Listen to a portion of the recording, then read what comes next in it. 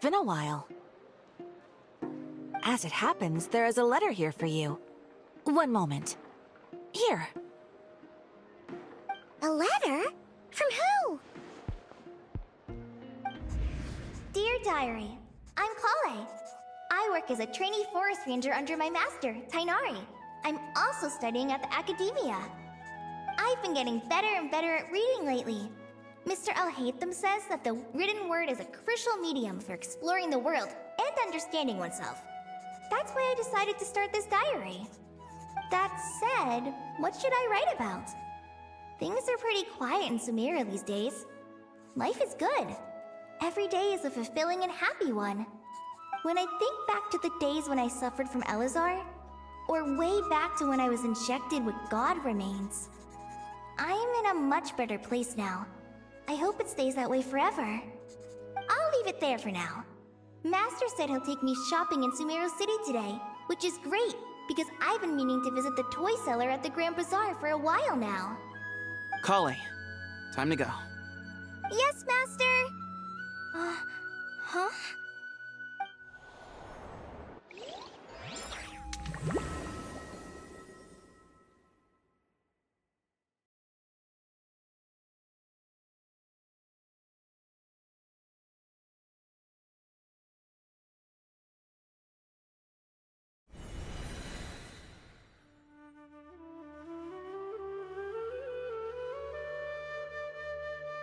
What's wrong, Kale? Is there something on my face? No, sorry. I didn't mean to stare. Did Master Tighnari send you to pick me up? Master Tighnari? What are you talking about? Tighnari is the General Mahamatra. He's probably busy arresting criminals in Sumeria City. I mean, if that's what floats your boat, I can introduce you, but... Wait, Master Tighnari is the General Mahamatra? But what about Mr. Cyno? Sorry? Oh, you mean that guy who just joined the Vahumana Darshan? Rumor has it he's the leader of the Temple of Silence. If that's true, it's pretty impressive. Sounds like you've been getting to know more and more people since you joined the academia. That's great, but don't let your forest ranger duties fall by the wayside, okay? What's going on? Sethos is acting like he's my master, and Master Tighnari has taken over Mr. Cyno's job. Is this some kind of prank? If so, it's a weird choice of prank. But anyway, Sethos doesn't look like he's joking. What is this all about? Hey, you're zoning out again. I'm gonna buy some tools for the Rangers. Why don't you stretch your legs a bit? It's been a while since you last visited the city, right? Wait! He's right. It has been a while since I last visited Sumeria City. Was it always like this? I mean, it feels familiar, yet somehow... something seems different. Is this really Sumeria City?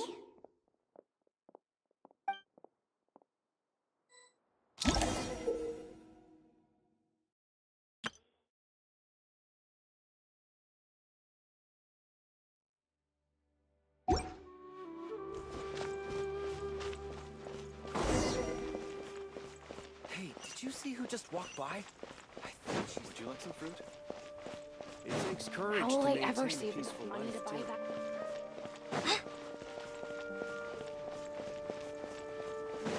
I heard that Sage disappeared.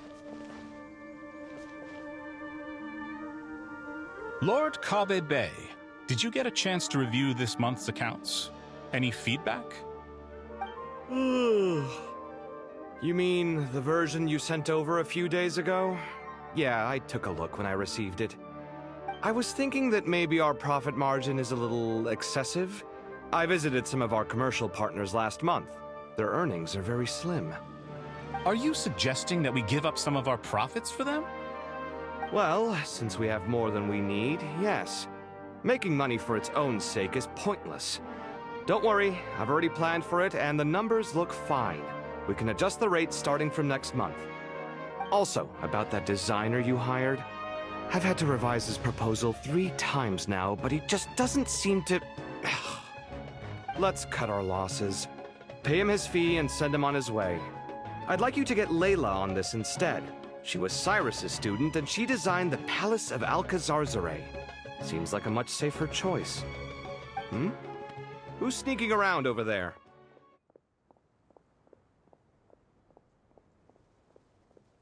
Mr. Cave?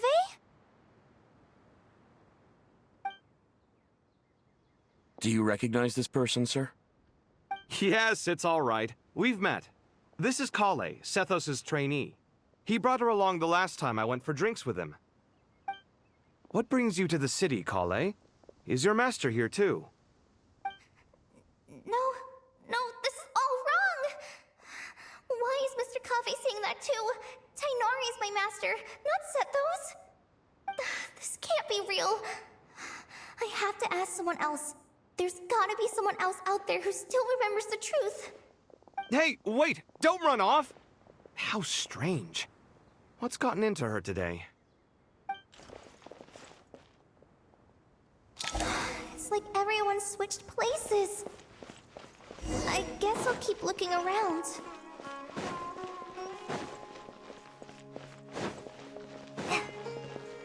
Would you like a cup of coffee? Students are under so much pressure these... Lots of visitors today, I see. Welcome all. It's been a while. Hey, Rahman. You know that guy who sells face powder on Treasure Street? I haven't seen him around in a while.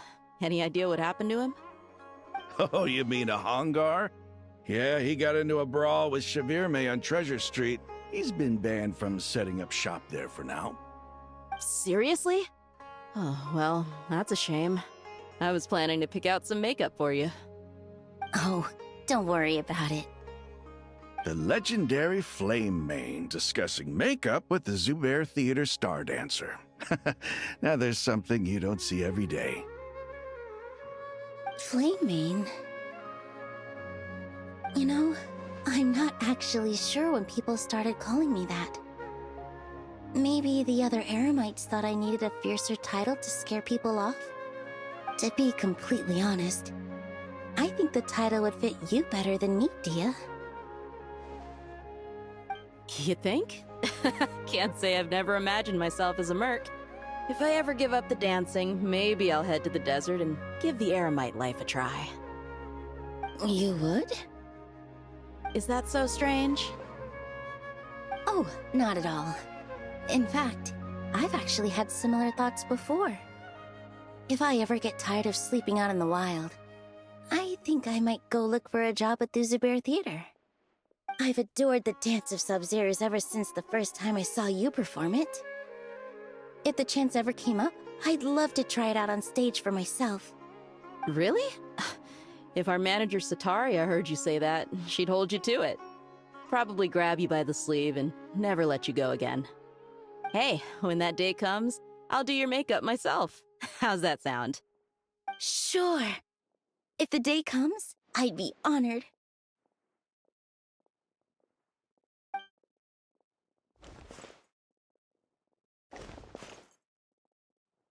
Everyone I know, everything I've ever known.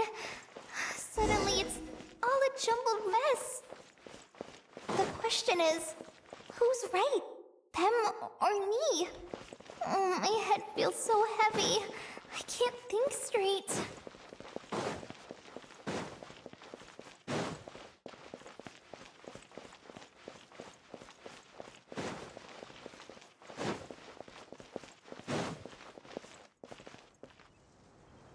Mahamatra Tainari, we've apprehended the suspect.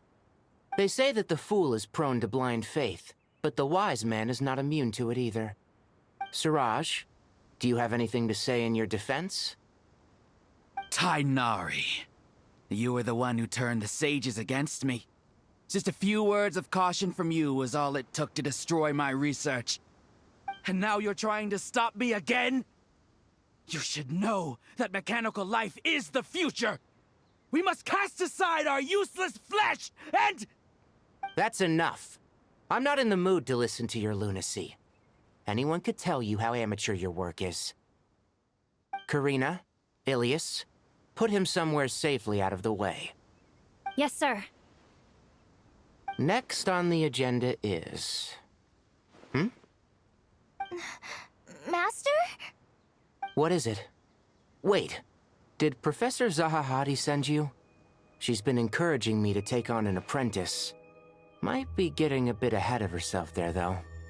No, Master! It's me, Kale! Listen to me. Something really weird is going on in Sumeru City. It's like everyone's identities have switched around. You're not the General Mahamatra. You're a Forest Watcher. Just yesterday, we agreed to come to Sumeru City today to go shopping together, and... All right, there's no rush. Let's back up a little. Your name is Kale, correct? Although this is our first meeting, you do seem strangely familiar somehow. Is there anything I can help you with? No.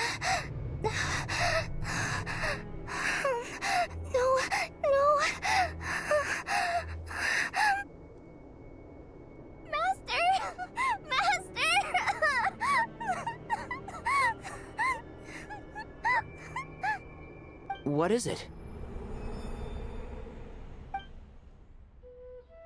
Huh? Did you have another nightmare? I've told you before, when you're tired, lay down on your back in bed and get some proper sleep. It's much better for you than napping on your front. Poor posture obstructs your breathing, which can lead to all sorts of weird dreams. Now, we're supposed to go shopping in Sumeru City today, remember? Cheer up. I'll take you to Hushang's. I heard he's got some new toys in stock. Go wash your face, take some deep breaths, and when you're ready, we'll head out. Okay. Thanks, Master Tainari. So it was just a dream. And yet, dreams can sometimes be a warning of things that will soon come to pass. Who said that? That dream felt unusually real, didn't it?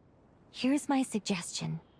Since you're heading into Sumeru City anyway, you may as well tell Lesser Lord Kusanali about everything that happened.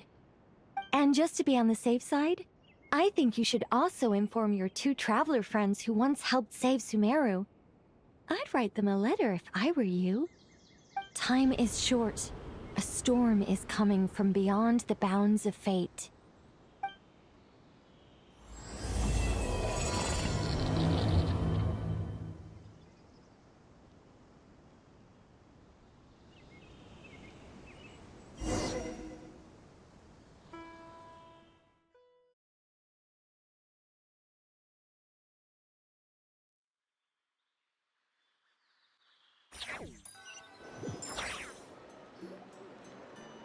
What a strange situation. No wonder Kale was in such a rush to write us a letter. Imagine waking up one day to find that everything around you has changed. You might not even recognize Paimon anymore.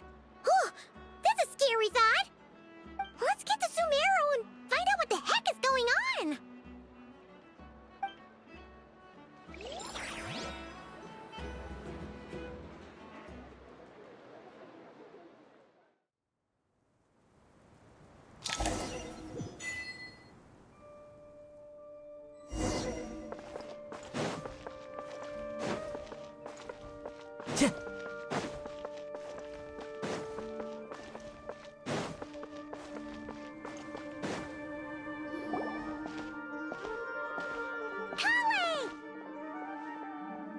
Traveler! Paimon! Thank goodness! I'm so glad you made it! Of course! We won't let anything happen to you, Kale. So, what's going on in Sumeru City? Looks like lots of people are moving or something. Yeah, I was just gonna say. After I wrote my letter, Master and I went to Sumeru City and told the Dendro Archon everything that I experienced, from start to finish. She was silent at first. It seemed like she was deep in thought. Then the next day, We got told that she was ordering everyone to leave Sumeru City immediately and move to Caravan Rebot. The entire population of the city has to move? Not just Sumeru City. The evacuation also includes Lokapala Jungle, Avidia Forest, Ashavan Realm, and Ardravi Valley. Basically, everyone living in the rainforest must temporarily relocate to Caravan Rebot. Holy smokes! It's crazy! Yes, it's quite an operation. Even if people only bring the bare essentials, the scale is simply enormous. They've requisitioned almost all the Sumpter Beasts in Sumeru for the task, including the entirety of Dory's Sumpter Beast Park. The Dendro Archon said that what Kale experienced was not a dream, but a warning. After our meeting, she immediately summoned the 6 sages to analyze the situation and discuss countermeasures. They concluded that the events seen in the dream are very likely to become a reality, and that an unknown danger is rapidly approaching. Oh, please keep that to yourself. We don't want to cause widespread panic. The official reason they've given is a large-scale renovation of the rainforest ecosystem. People are skeptical, but there haven't been any major incidents. So far, at least. The Dendro Archon seemed really worried when we spoke to her. She said you can go visit her in the Sanctuary of Surasthana when you arrive. She also said she'd hold out until the very end. Tighnari? Kale? You got a minute? I need a hand here. One moment, I'll be right there. As a forest watcher, I've been tasked with assisting with the relocation work. There's a lot to be done, and they need all the help they can get. This will be the final group of evacuees from Sumeru City. While they're away from home, they'll be heavily reliant on outside help. Thank you for coming in our time of need. As you can see, another crisis is upon us. Excuse me, sorry to trouble you, but could you help an old man find his medicine? It's buried somewhere in my luggage. Where's my mom? Where did she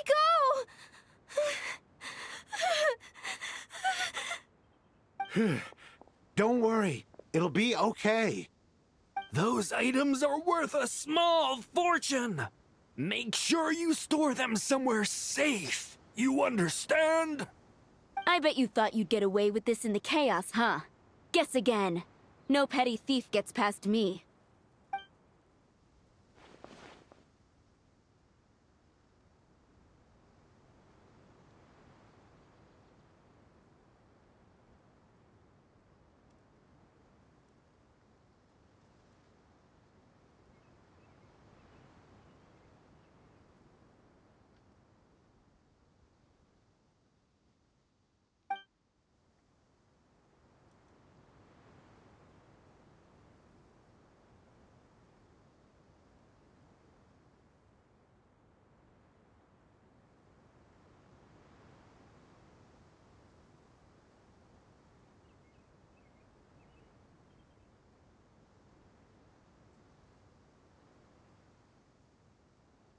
We should go help the evacuees. See you around. I'm so glad that you believed me and came all this way to help. It means a lot. Please stay safe. Don't worry. We may not know exactly what's going on yet, but as long as we stick together, we'll find a way through this. Goodbye! Look after yourselves! Will do. See ya!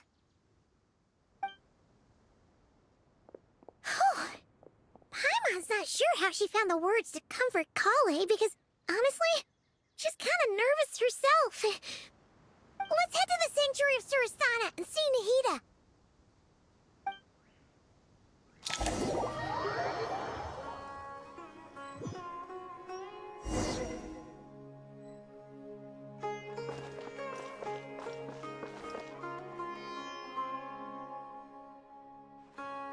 Who goes there?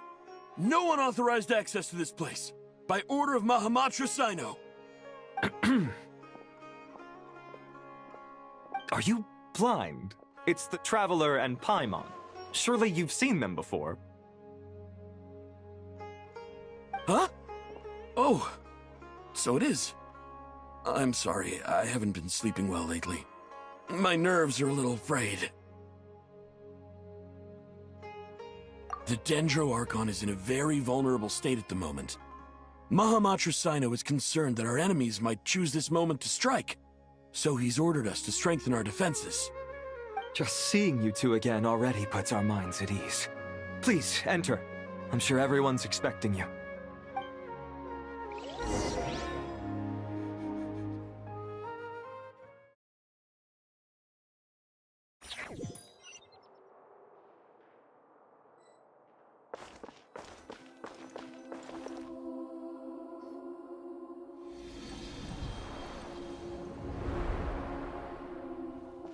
Traveler, Paimon, you made it. Aha! Perfect timing. Reliable helpers like you are just what we need right now. Oh, it's good to see everyone again. Kawaii gave us a rough idea of what's going on, but we still have a lot of questions. What kind of danger is Sumeru City in exactly? And how come everyone has to move to Caravan Rebot? At this stage, we can't be certain. We're investigating, but no definitive answers yet. I take it that Kale told you about her strange dream? Yeah. Apparently, everyone in Sumeru City was acting super weird. Even you guys. It was like you'd all switched places. That's right. Kale and Tainari reported the situation to the Dendro Archon. She believes that it wasn't merely a dream, and that whatever it was has something to do with Irminsul. It's a reasonable inference. Only through Irminsul can people's memory and cognition be so significantly modified in such a short time. We don't know why Kale would dream of these things, nor who was trying to warn her. The Dendro Archon decided to connect to Irminsul to investigate more thoroughly.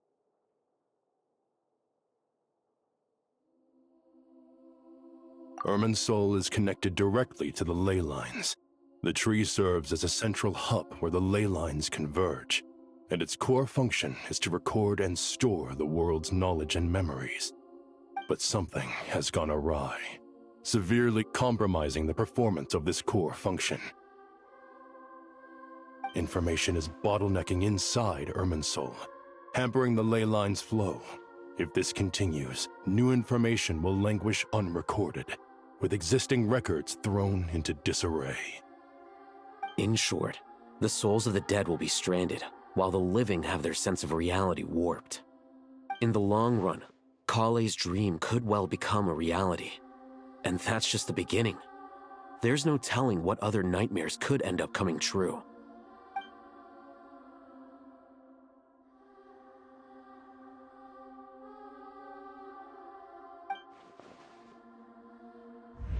I have come this far, to use my death to open the gates of the ley lines to my people.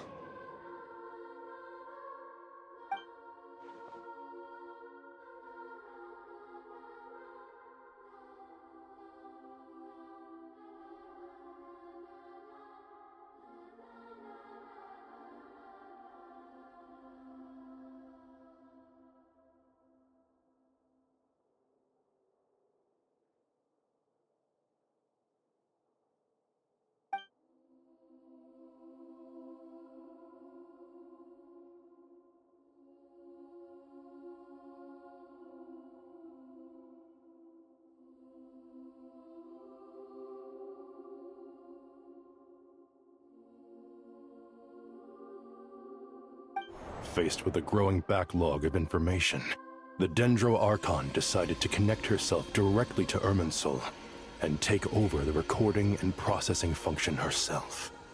But it is an almost impossible task. Individual brains aren't equipped to deal with the sheer volume of knowledge and memories involved. All that information flooding in at once would instantly fry any human mind. And for a god, even for a god, the suffering must be unimaginable. The Dendro Archon's power originates from Irminsul. Any issue with the tree itself takes a toll on her to begin with. On top of that, she's subjecting herself to the grueling task of processing all that data. It must be torture for her. And despite all of this, she is somehow finding the strength to investigate the Irminsul situation from within and send us her findings. I finished analyzing the latest data. Looks like our working theory was wrong. There's no signs of Irminsul having been attacked from the outside. So it's internal then? Some sort of disease, perhaps? No. I've spent half my life studying the ley lines. If Irminsul malfunctioned this easily, the world would have met its end long ago.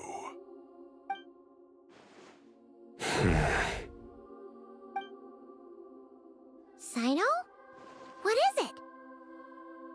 Not long ago, I got a tip from the Corps of 30 that a large number of unidentified merchant caravans had recently been spotted entering Sumeru through Beta Harbor. At first, I suspected that they might have something to do with all this, so I sent some people to investigate. But if Irminsul wasn't attacked from the outside... Don't you think there are more important things to worry about right now than guessing who's behind all this? It's been over 12 hours with no new intel. If even the Keeper of Irminsul is this badly affected, you can imagine how bad things are in there.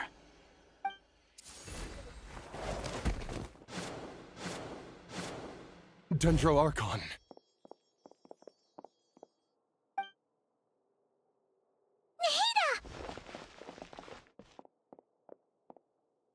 What's wrong? Her breathing is weak, and her elemental energy levels are dangerously low. Looks like it's time to move to the backup plan. What's the backup plan? Get out of the city and take the Dendro Archon with us. The entrance to Irminsul is directly beneath the sanctuary of Surasthana. That means this is ground zero if anything goes wrong. The Dendro Archon has a very strong connection to Irminsul. But theoretically, this connection should grow weaker with distance. Under normal circumstances, she could unleash her full power here.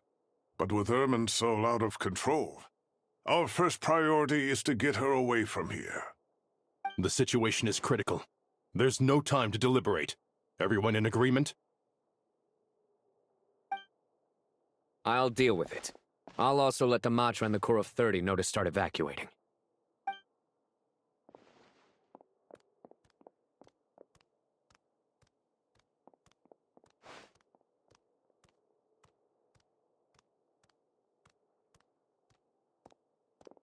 Let's go. No sense grieving when there's nothing more we can do. Agreed. We'll be back as soon as this is over.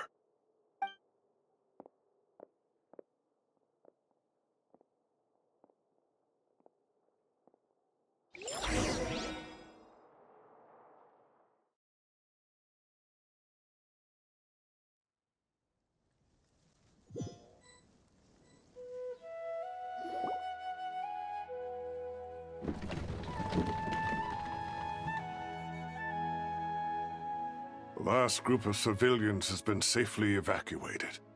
Dendro Archon's carriage will travel with them. Sino and Hat Guy will protect the convoy. With the Dendro Archon in a coma, we've lost our means of investigating the situation. And with Irminsul still deteriorating, we have no choice but to evacuate Sumeru City. Feels as though we're being pushed along by an invisible hand. Stop moaning, Cyrus. We're the teachers here. We should be showing a little more confidence, don't you think? A wise judgment. Let's move out to Caravan Rebot.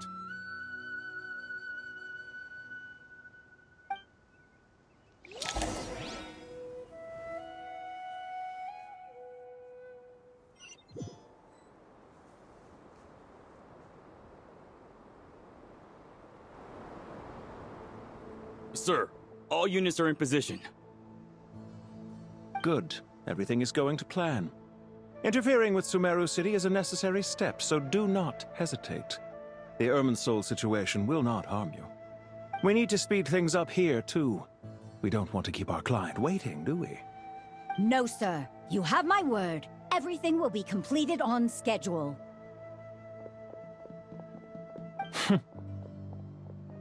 They say that fervent ambition attracts the favor of the gods, and with it, a vision. But we appear to be the exception. So, is our ambition not strong enough? Or does it threaten the very foundations of this world?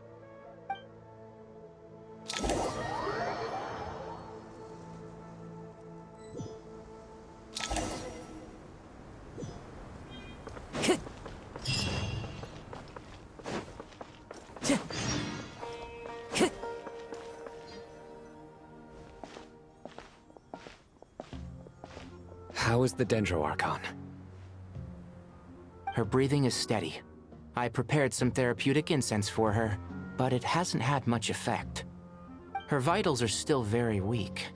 Based on the information you've provided, I have a working hypothesis. Her condition is partly due to Irminsul's influence, and partly due to a physiological imbalance caused by the rapid depletion of her power. Elemental energy usually flows through the body at a relatively constant rate. The body grows accustomed to this rhythm, so when it's thrown out of balance, physical symptoms will appear. Is this similar to the ley lines? Overloading and withering both directly affect their vitality, potentially causing irreversible damage. Correct. From a biological perspective, if you overexert yourself, you pay the price with your life. The Dendroarchon is not only drained of power, but her life force is at a critically low level. Is there any way to restore her health? I know the ley lines have strong self-healing abilities. As long as any blockages or pollutions are dealt with, they can quickly regain their vitality. But what about people? Well, gods. What's their capacity for self-healing? Before we think about that, there's a bigger predicament to resolve. Restoring the Dendroarchon's power requires us to heal Irminsul first. But that will be extremely difficult without the Dendroarchon's power. Paimon's already getting lost here.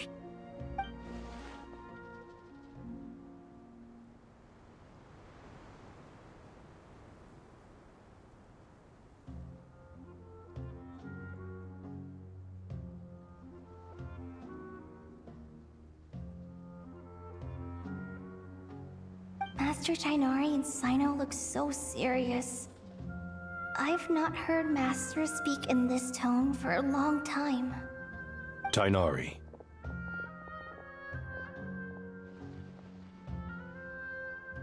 Master Nephis, sages.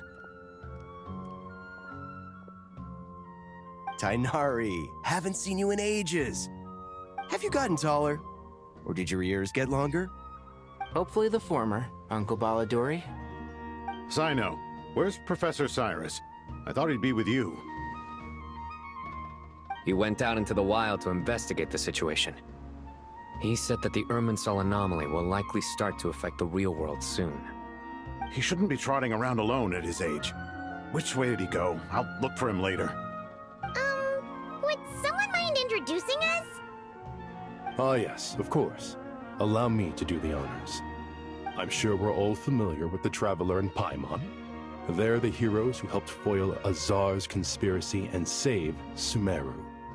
These gentlemen and I are the 6 current sages of the Academia. Balduri and I are part of the Old Guard, while the other 4 took office after Azar and his clique fell from power. We have Sage Alkindi of the Spontamad Darshan, Sage Farnas of Kasharawar, Rataoist Sage Shakir, and finally Harabatot Sage Rusht. Nice to meet you all.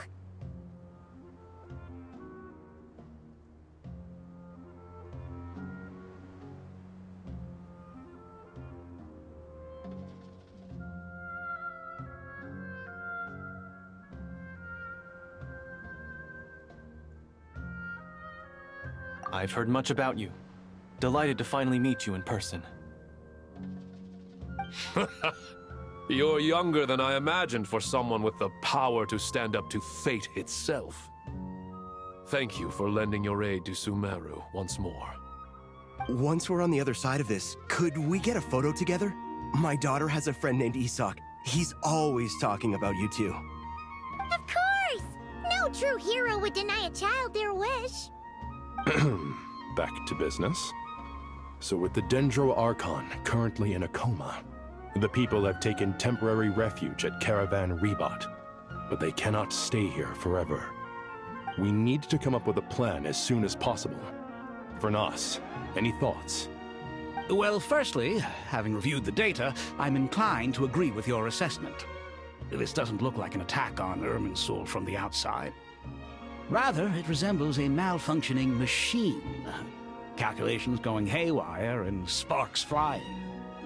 That being said, before we consider how to fix it, we need to understand precisely what has gone wrong. Furthermore, we somehow need to ascertain this without relying on the Dendro Archon's power. We have no direct access to Irminsul. However, we might be able to gather the information we need from the ley lines. Study the branches to learn about the trunk, in other words. Wait, is that what Cyrus is up to? No wonder he ran off to research in the wild. Curse's always one step ahead of me, isn't he? I heard that while in the sanctuary of Surasthana, the Dendro Archon had to serve as the central information hub herself. This is a clear sign the situation within Irminsul might be far worse than we can imagine. Irminsul is vital not just to the safety of Sumeru, but to all of Teyvat. We must be the ones to bear responsibility for this world. To be on the safe side, I think we need to consider some backup plans. Are you saying we should consider a scenario in which Irminsul is completely destroyed? I'm merely pointing out that the possibility exists. You have a valid point. But until worst comes to worst, I believe we should focus our efforts on resolving the Irminsul anomaly and helping it recover. Kale, I understand that you were the first to foresee this crisis. If it's all right, I'd like to talk with you about it in more detail. Of course! But even I don't know how I came to have that dream. If there are no signs of external damage, could it be a stress fracture? Metals tend to suffer from this issue with long-term use, and Irminsul has existed for centuries, after all. It's possible, but surely a stress fracture would be more likely to cause a complete shutdown rather than chaos. Sages, General Mahamatra, sorry to interrupt, but something has come up. What happened? Some citizens didn't believe that Sumeru City was really in any danger. They slipped away and hid during the relocation, intending to return home. How many people are we talking? About a dozen. Sakura found them while on patrol, but they appeared to be suffering from psychosis. For whatever reason, they were trying to kill each other. By the time we arrived, there were only 2 survivors. One was unconscious from their injuries. The other tried to attack us, but was subdued. Where did this happen? Near Yasna Monument. That's not far from Caravan Rebot. Master. I know. The Irminsul anomaly is beginning to have effects in the world. I didn't expect it to spread to Yasna Monument so soon. It almost feels like we're being chased relentlessly, with no time to catch our breath. Sir Cyrus said the same thing. He sent me back to report in, while he continues investigating. I'll go join him.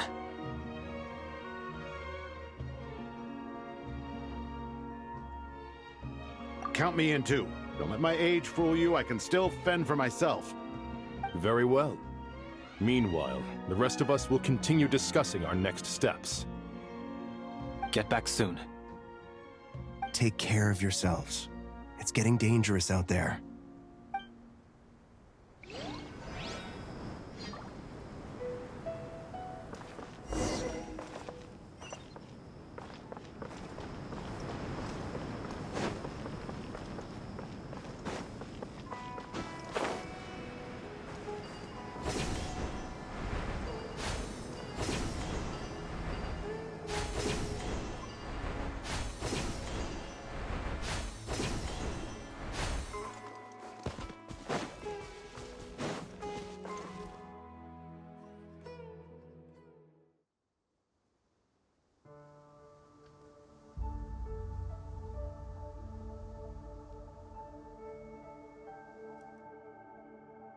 Please, don't go any further. As you get closer to Sumeru City, there's no knowing what dangers you might encounter. So this is our mentally disturbed man? I'm going to gut you all!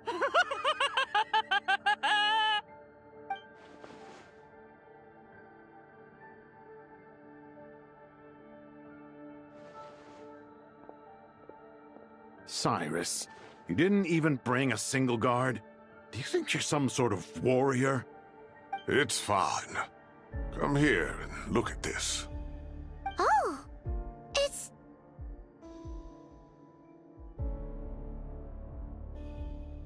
That's right. Flowers that bloom from openings in the ley lines, indicating some sort of anomaly. I don't believe I've ever seen a color like this before. Did you discover it nearby? Not just here.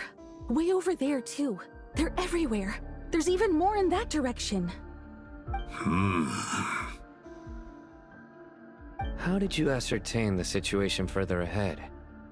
Didn't you just say that we can't go beyond this point? Yes. This area is relatively safe so far, but if you continue forward, delusions will start afflicting your mind. However, some vision-bearing mercenaries were able to maintain their sanity a little better. They're the ones who brought back news from further afield. Sino, do you remember the class I taught on dissecting ley line blossoms? I do, Professor. I received full marks in that course. Good. After all these years, it's time to put that knowledge into practice. There must be anomalous information hidden within these blossoms. Alkindi, I'll need your help as well. Been a while since we worked on a project together, hasn't it? Sure has. Well, what are we waiting for? Let's get to work. Anything we can do to help?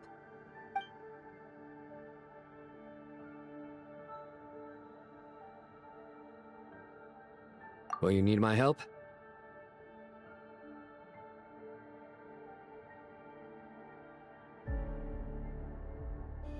All right, well, don't go too far. There's too many unknowns at this stage. Let's regroup at Caravan Rebot later. Don't worry if you don't show up. I'll come and find you.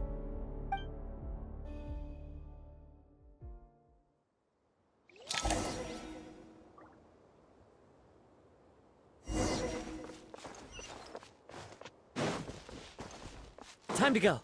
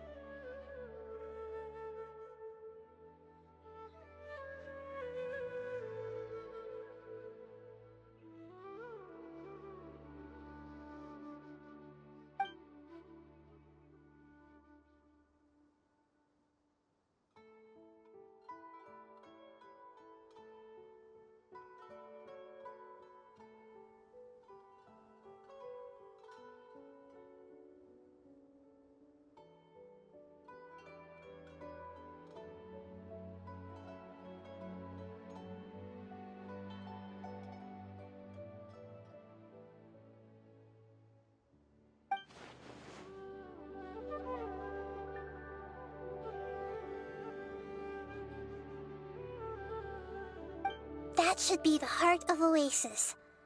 All we need to do is light it with the fire seed, and it'll restore a pep with elemental power. The damage it suffered internally will also slowly begin to heal.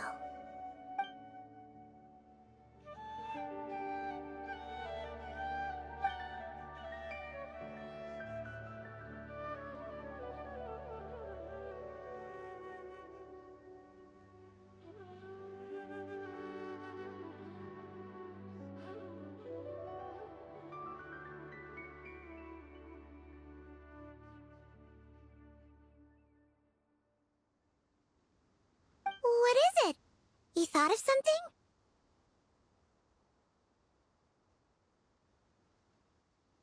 Really? Then let's get back and tell the others!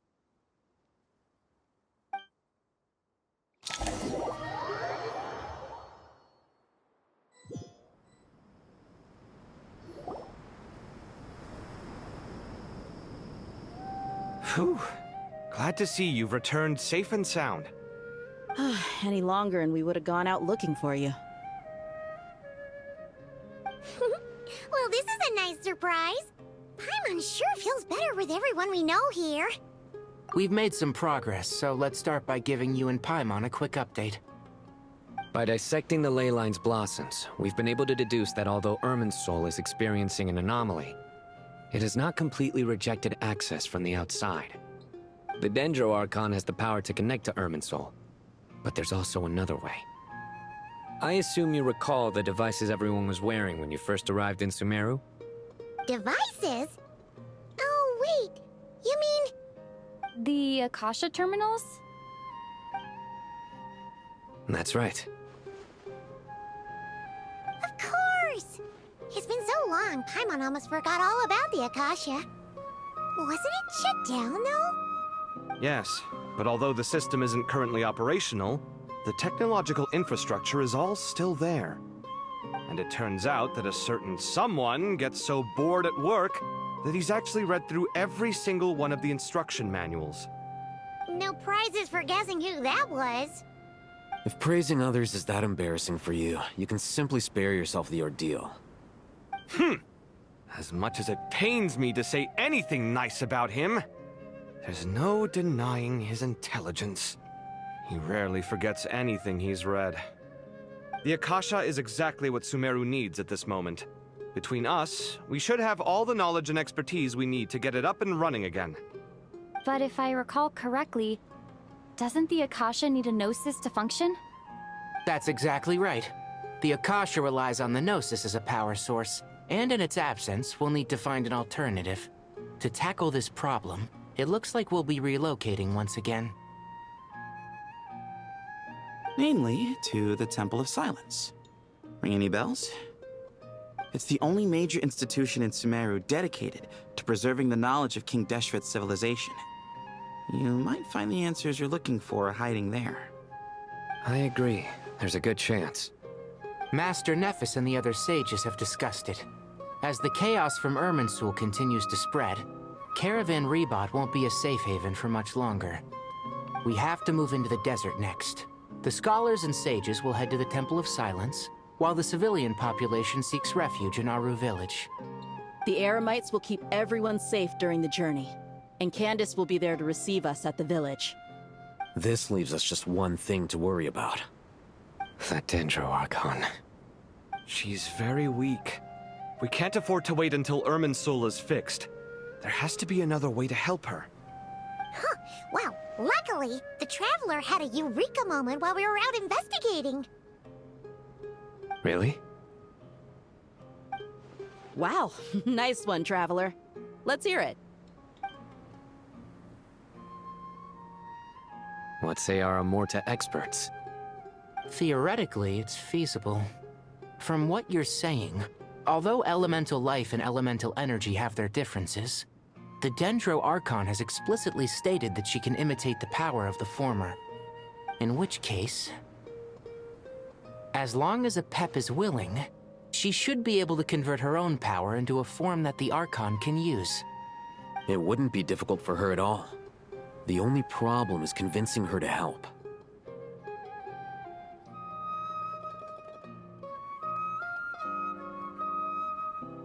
Yeah! Even though she wasn't exactly friendly the last time we met, she didn't refuse to talk with us. When she realizes the danger that Nahida is in, surely she won't turn a blind eye to it. Well, hopefully not. Either way, we're not exactly spoiled for choice here. Hey, it's better than having no options at all. I agree. Without Irminsul's aid, the legendary Dendro Dragon Apep may well be the only living thing in Sumeru who can help our Archon recover her power. There's no time to lose. I'll bring this proposal to Master right away. If he and the other sages agree, we'll split into 3 teams. The academics will go to the Temple of Silence to look for a solution to the Akasha problem. The Eremites will escort the civilians safely to Aru village, and the Traveler and Paimon will take the Dendro Archon to see a pep. There's still a long road ahead, and no knowing if we'll make it. But at least we have a direction now. I'll take it over floundering around in confusion. If there are no objections, then let's proceed. But before we adjourn, I would like to leave you all with some parting words. No matter the distance between us, there will always be an invisible force tying us together. May the bonds forged in the past shine bright like stars and open a new path before our feet. Huh. Is that from King of Invocations? No. This one's from King of Invocations, the sequel. What's the difference? The sequel's much cooler. Couldn't agree more. Well, it was very apropos. Once this is all over, I'll give everyone a copy of King of Invocations and the sequel to show my gratitude. Come on, let's get moving.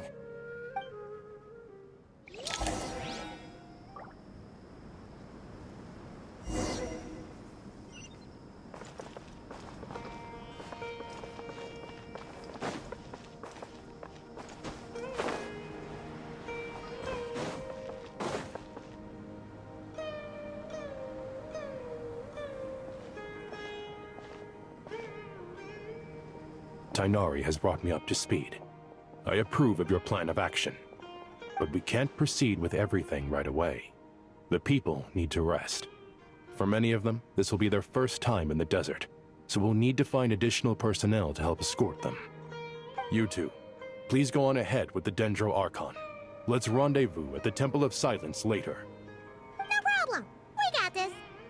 Words can't express my gratitude, so let me just say, I hope everything goes smoothly for all of us. Goodbye for now. All right, let's get going. If Paimon remembers correctly, the last time we saw a pep was in... Traveler, Paimon. Could I borrow you guys for a moment? It'll only take a second. Kale, what's the matter? Well, the thing is... Master Tighnari once told me, after you raise a problem, you should think about how to resolve it. But ever since I had that dream, I feel like I haven't been of any help at all. I tried my best to keep up with the conversation, but there was so much new information, I couldn't take it all in. So, I just wanted to ask, do you have any tips for me there? Huh, Paimon knows exactly how you feel. But fear not, everything you need to know is right here in Paimon's notes. Sumeru chapter. It's got tons of info about all the things we've seen and heard on our adventures. Some parts are a little simplified, but hopefully it all makes sense.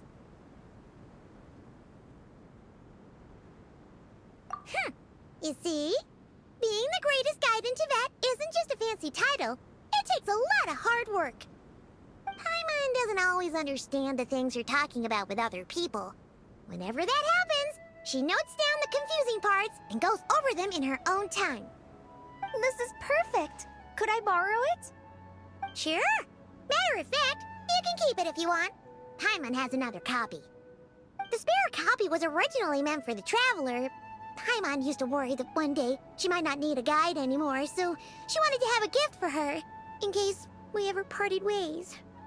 But it doesn't seem so necessary nowadays. We have so many more places to see together. One copy will be enough for both of us. Thank you so much.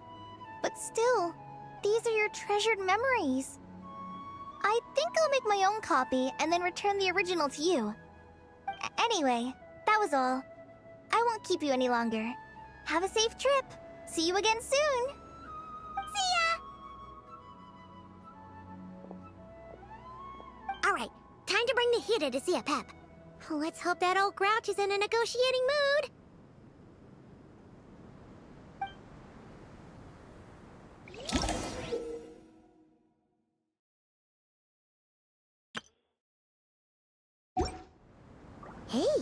Here's a thought. If we brought Nervalette along, do you think he could help us persuade a Pep to help? Actually, never mind. In a Pep's eyes, Nervalette's probably one of those dragons who's grown too close to humankind. They might end up fighting for all we know.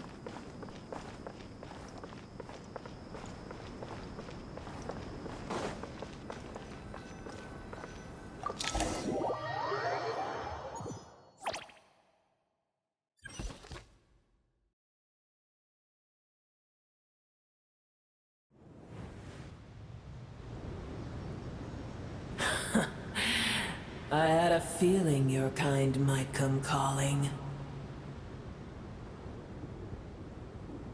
The ley lines are in disarray. Something has gone wrong with Irminsul, yes. Even from a great distance away, I can sense that Sumeru is headed for destruction. You who took our home from us, prepare to watch as your own world is plunged into oblivion. Oh, how the cycle of history comes to a poetic conclusion. This isn't a joke, Pep! Nahida's in grave danger! Can you please help her? Is she now? Then do explain. For what reason should I lend Booer my assistance? Be not mistaken. The fate of Sumeru is of no concern to me. I am neither the god of this land nor its guardian. I may have given my tacit agreement as your kind built homes here and multiplied for generation upon generation. But that does not mean that I bear any responsibility for Sumeru. Tiny Booer, puny humans. In my eyes, all of you are but intruders who followed in the wake of the heavenly principles. I am not obliged to be your savior. The age of the dragons ended long ago, and the world that replaced it is under the dominion of the heavenly principles. In choosing not to side with your enemies when the heavenly principles' rules began to relax, I have been merciful enough. Do not forget that I have no love for this world you hold so dear. Pep, if you truly despise gods and humans so much, well, after the great humiliation of being helped by a god in the past, shouldn't you be jumping at this chance to balance the scales? Now that is a compelling reason. When El Ahmar plotted against me and I was tortured by forbidden knowledge, it was Booer who saved me from agony. And though I regard with shame the pity of my enemies, to receive aid without repaying it would likewise tarnish a dragon's dignity. Oh, tiny Booer, puny humans. Just this once I shall deign to show you the true power of dragonkind. Whoa! It's happening again! We're gonna get sucked in!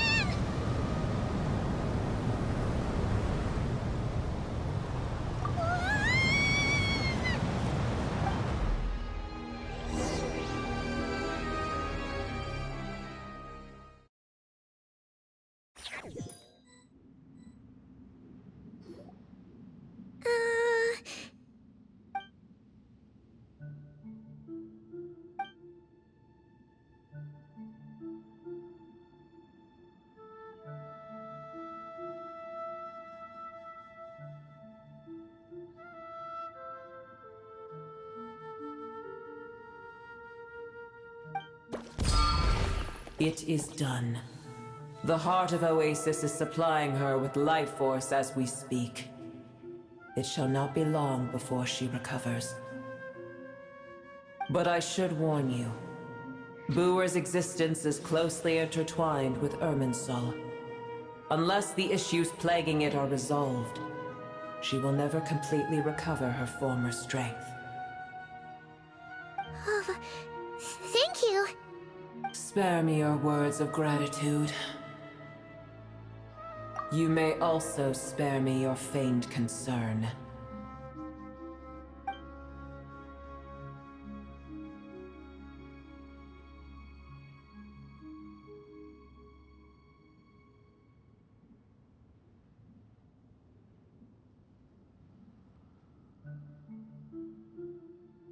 A dragon's sovereign's power is far greater than you can imagine.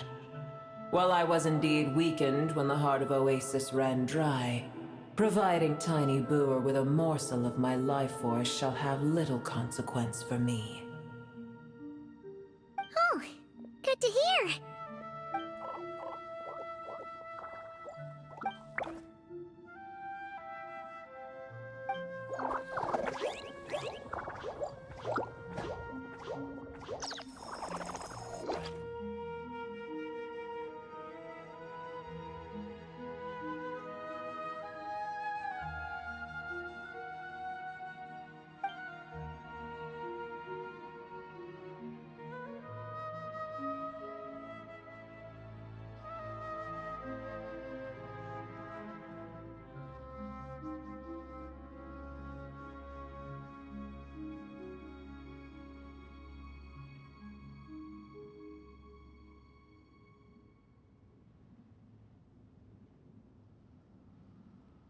Ever held in high favor, I see.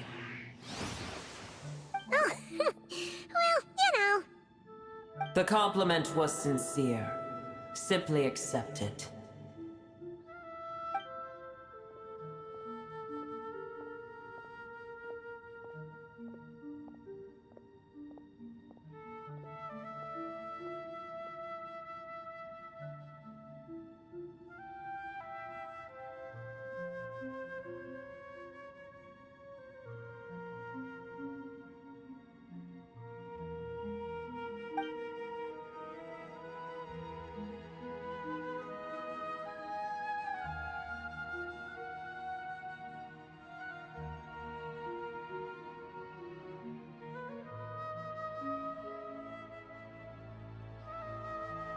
I did once.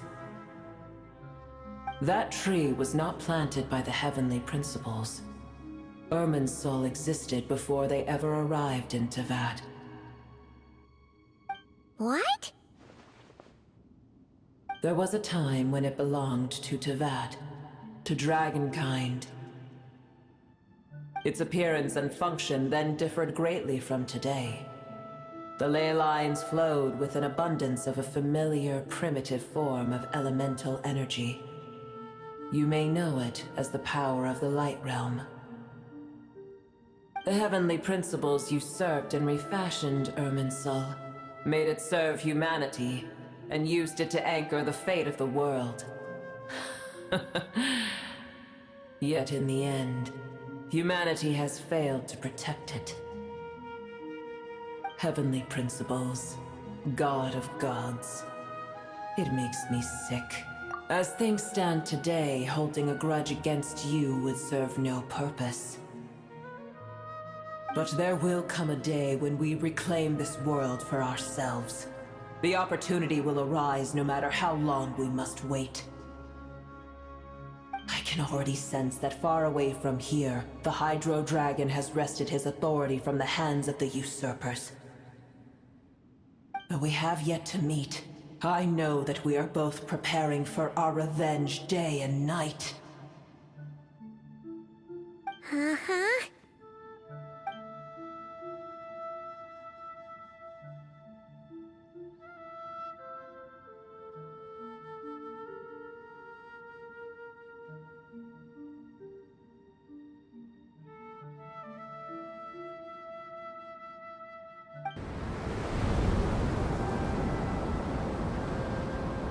I hear a great disturbance out there.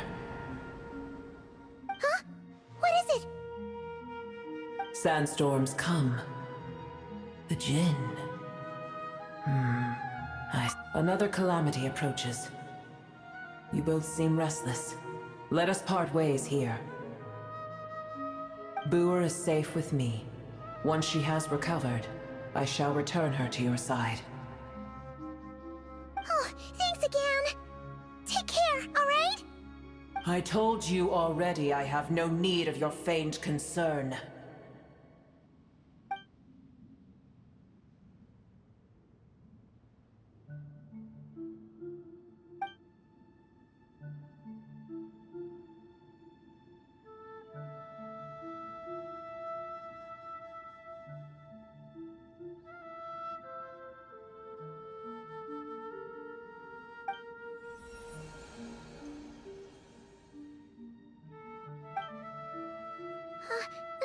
Nahida? You're awake! Are you okay? Cease your interrogation. Yes, she awoke for a brief moment, but she has now lost consciousness again. Take it. We shall talk more at another time.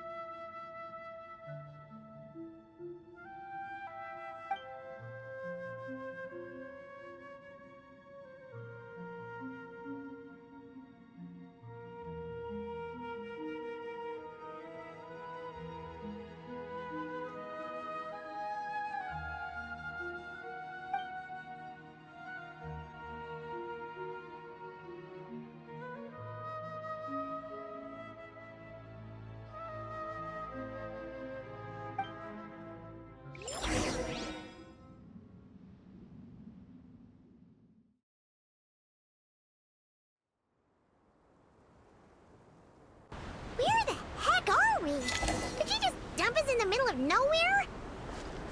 Wait. No. Paimon remembers now.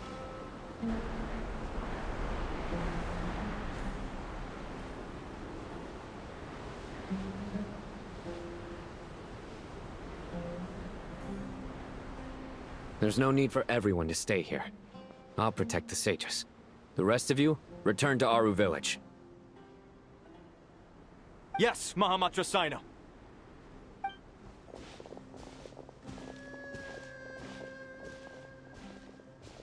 Sino! What's going on? You're back. How is the Dendro Archon?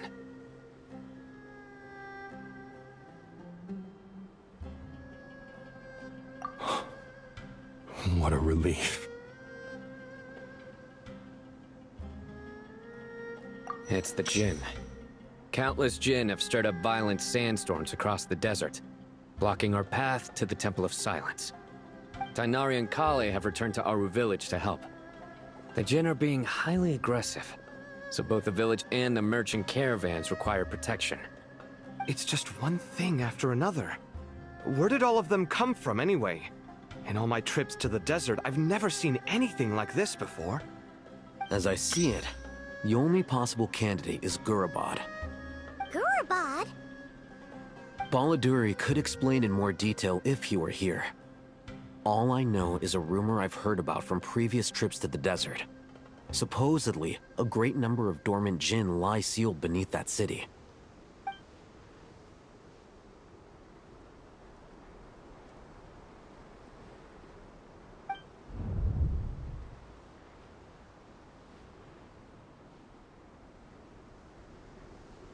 Gurabad is, for me, a fated land.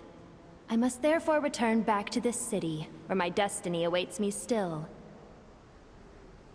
My master, I am sorry that I couldn't stay by your side for long, and that I could not have more time to get familiar with you. Leelapar.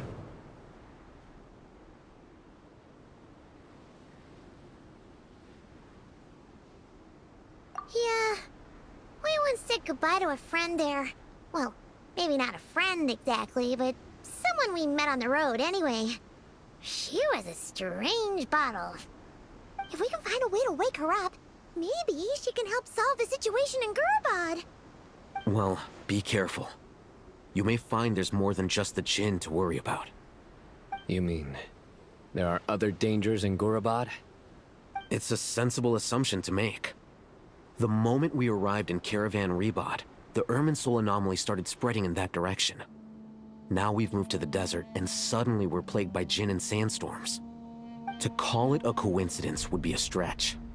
Don't worry, we've gotten a lot stronger since our last stint in Sumeru.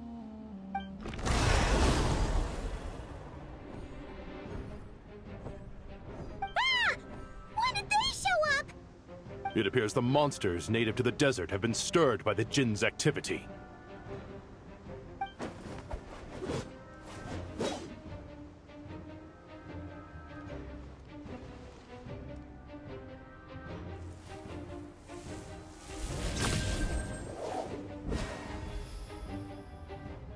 You should get going.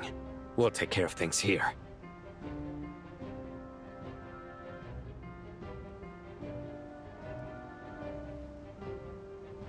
You too. Don't do anything too risky. You got it?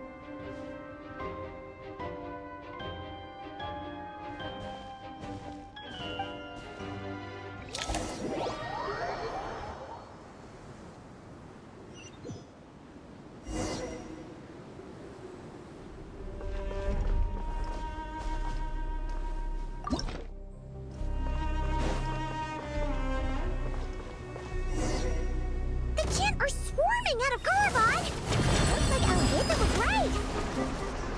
Let's get inside and see what's going on! My apologies! There is no escape!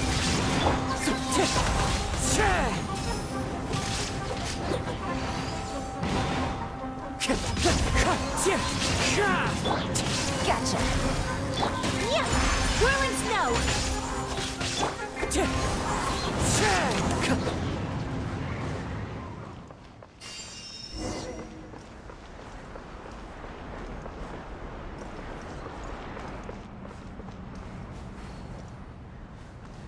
Time to go.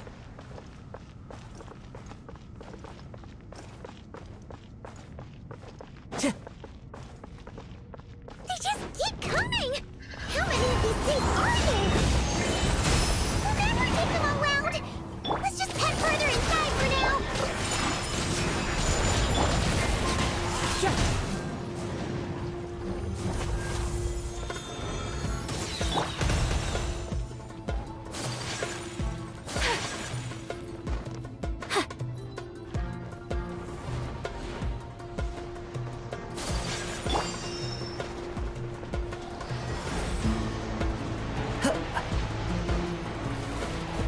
Time to go. Wind strike. Whirling snow!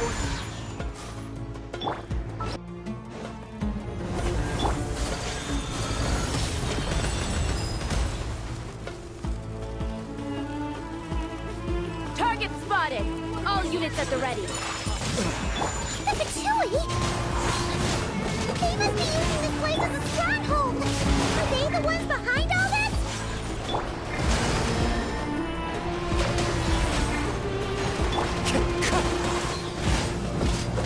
That hurts!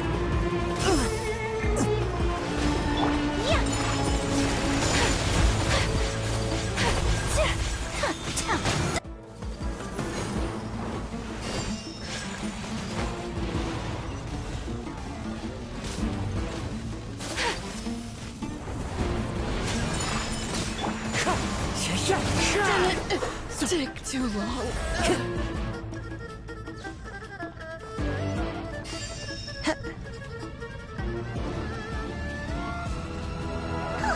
Fighting Jin with one hand and Fatui with the other? This is pure chaos!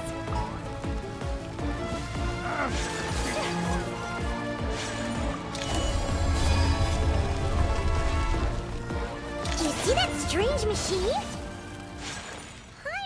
has a sneaking suspicion that that's the thing wrecking Gurabad and setting all those dangerous Jinn free! The target has reached the core zone. Requesting backup. Repeat, requesting backup. Backup en route! Stop her at all costs!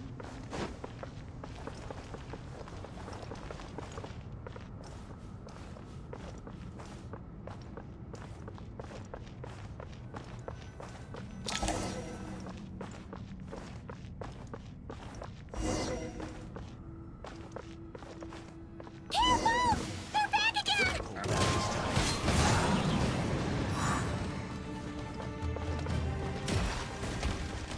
This ought to do it.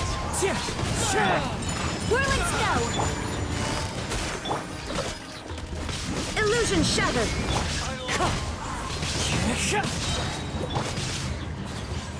Take flight! Quietly now. Time to go.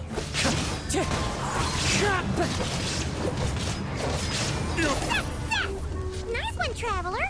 Let's keep going!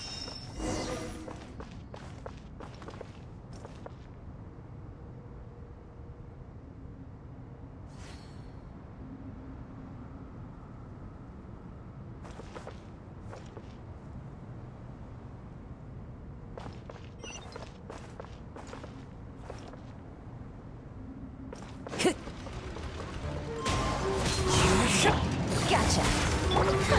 My apologies!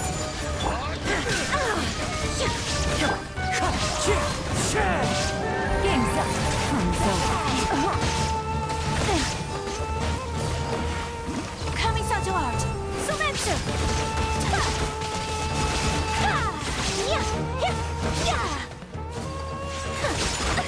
So rude!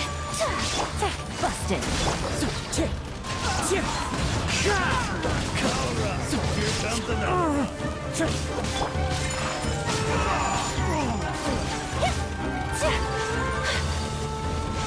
Here comes the catch.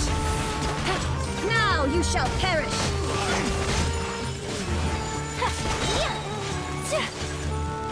Sombra swirl. Take flight.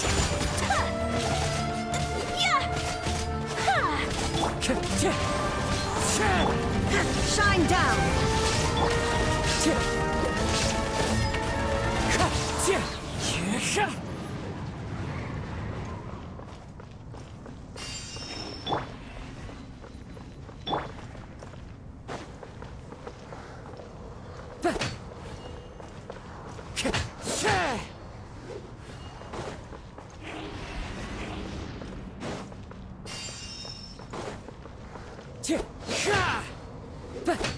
This honey Jin's gone kaput! Now we can finally...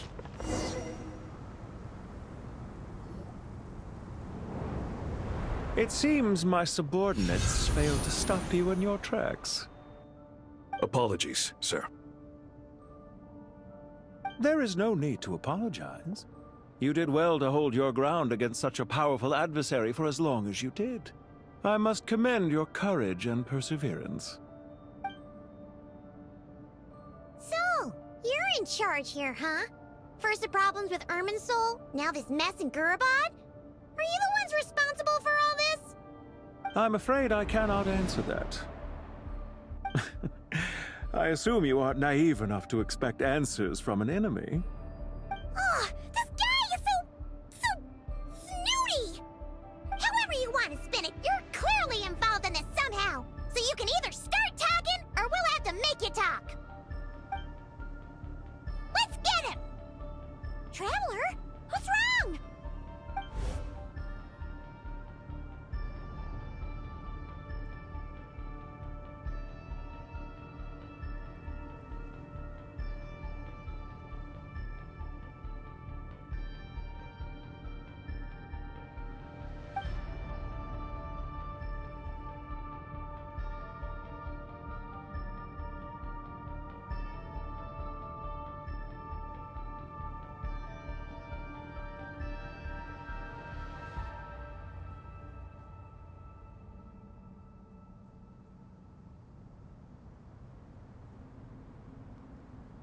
You're remarkably calm. Some would act more rashly upon finding the ringleader all alone. But you keep your cool. Even as your enemy, I must applaud you. Did you show yourself just to say that?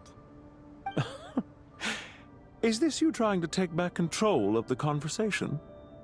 Unfortunately, I really don't have anything to say to you. I am here merely to indulge my own curiosity. Your names are well known among the Fatui. Naturally, I wanted to observe you up close while I had the chance. Hey! Don't treat us like we're some kind of exotic animals in a zoo! Oh, I wouldn't dream of it. You seem rather predisposed to misunderstand me. I'm quite aware that you are both heroes of great renown. You have resolved crises in many nations and won countless allies along the way. I've been following your adventures with great admiration. My only regret is that the trajectory of your journey conflicts with our goals. What do you mean, admiration? Sorry, but that sounds pretty weird coming from you. I don't see why. We may happen to occupy opposing sides, but there is no cause for deep-seated enmity between us. To respect one's enemy is to respect oneself. Well, now that you're observing us up close, what do you see? I've observed as keenly as I can. Yet, while I endeavor to understand, your true strength remains a mystery to me. Violence is not my area of expertise either, so, you see, I would much rather converse with you like this than determine a victor with the edge of a blade. Besides, I've heard that even 3 moons in the sky fail to eclipse your brilliance. I know better than to bite off more than I can chew. 3 moons? So, you have a connection with the Harbinger, the Doctor. Well deduced. Our commander, Dottore, died in Nodcry, but there are things that do not end with his departure. We must... Look at me. I almost divulged more than I should have. What are you after? Revenge for Dottore? Or are you plotting something else? I've said quite enough, I believe. There's no point in continuing this conversation, except to say, I've noticed that you seem to know your way around here quite well. A repeated visitor to Gurabad, are we? Ugh. I'll take that as a yes. Then I'm sure you'll have heard the story of this place. The mother of the Jinn, Lilupar, and the tragic tale of her vengeance that spanned 3 generations. It was right here that Lilupar once helped the wise to ascend to the throne. But from that moment on, every king who sat upon it was corrupted by power. These degenerate rulers lost control over their nation, and with it, the right to occupy that exalted seat. What are you trying to say? I once admired you for your adventures. That is the earnest truth. But it appears to me that your journey serves ultimately to uphold the rules of this world. Are these rules truly just? Does the heavenly principles rule with wisdom or folly? And how can we be sure that the 7 who wield authority over the world will not be corrupted? Do you seriously think you're gonna convince us of anything? Convince you?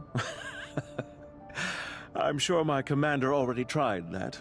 Why would I waste my breath doing the same? If a few words from a stranger were enough to make someone completely change their stance, it would only prove that they never had a firm will to begin with. I am merely stating my position, so that we might understand each other better. One's enemy in the present may not necessarily be an enemy for life. As for what game I'm playing here, I'm simply buying some time. But now I must bid you farewell. It was a wise decision not to attack me immediately.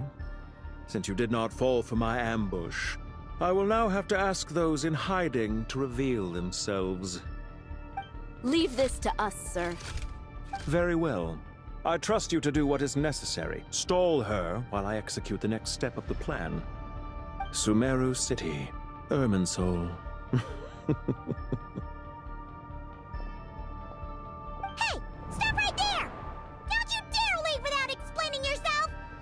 All units, stop them! Protect the commander!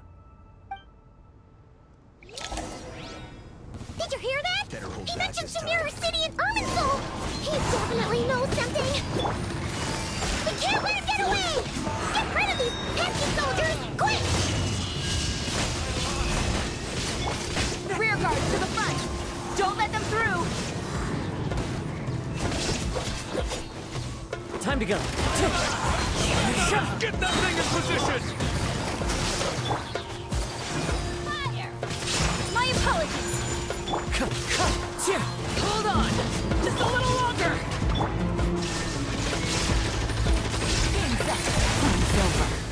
Coming such large. Sylvester, where is now? There's nowhere to hide!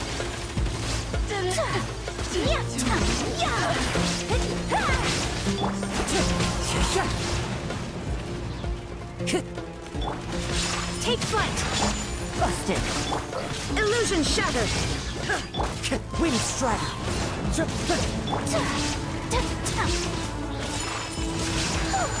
We finally beat them! That mysterious guy can't have gotten far! Let's catch up with him!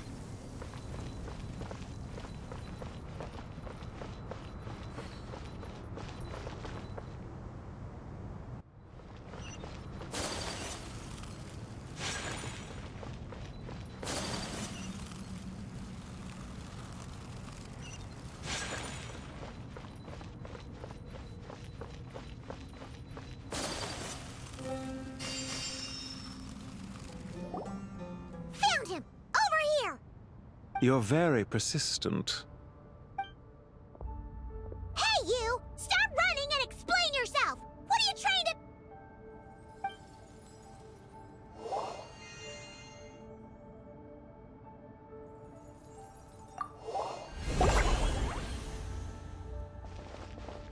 What's this? Relax.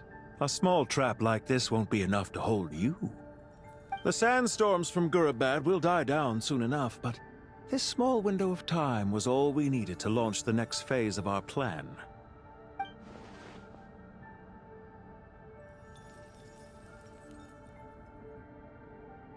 Don't be discouraged.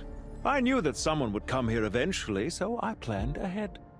Where to chat with you, which door to exit from, even which mechanism to wait by for you. I thought through every detail. You, meanwhile, know nothing of who I am.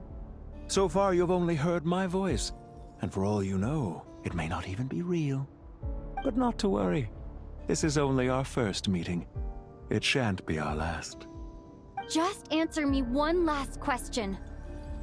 Why do you continue to follow Dottore? He has conducted countless cruel experiments, even on his subordinates. Follow isn't quite the right word. Let's just say even those you see as villains have their friends, even if they aren't the most sincere of friendships. When any set of rules is established, there will be those who benefit and those who lose out. People will do anything to justify what they have gained, or escape from the hardship imposed upon them. Neither he nor I are tolerated by the rules of this world. We were both searching for a new order. Our ideas of the final form that should take may have differed, but our journeys took a shared path. Goodbye, Traveler and Paimon. I wish you a timely escape, albeit not too soon. I will need a little more time to prepare, after all. Hey! Come back! Wait, this dark wall. We've seen these on our adventures before. It swallows people up! Oh, I'm sorry. She shouldn't have jumped the gun! Oh, okay. He may have fooled us this time, but we'll get it back!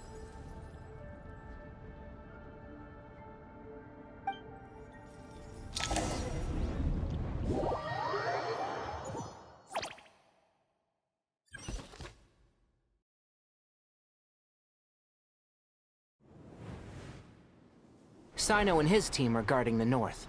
We'll take this side. There's so many Jin. We can't let them get into Aru Village. Don't fret. I am well prepared for this situation. Huh. So you have a solution? Perhaps you're unaware that I have a trusty genie partner of my own, Plumpy. If I send her to negotiate with the others, this whole thing will be resolved before you can say Mora.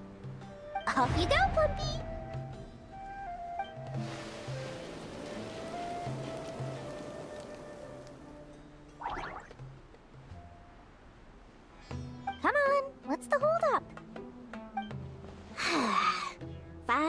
100,000 mora. 20,000 mora.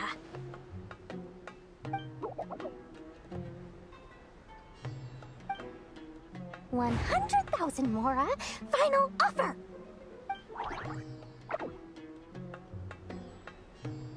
Ah, so she's a hired partner.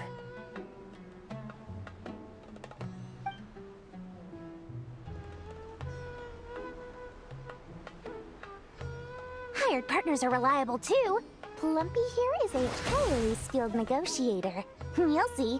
Just a few words from her and...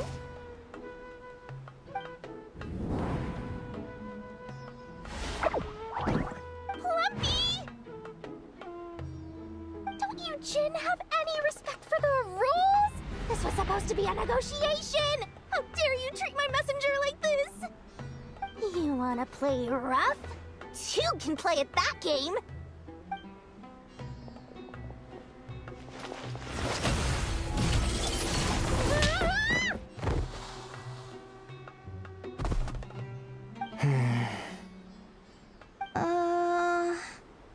Looks like it's up to us now.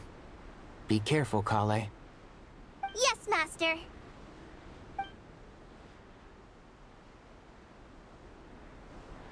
What happened?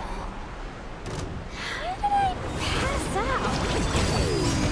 Never mind. Plumpy, it's time for revenge.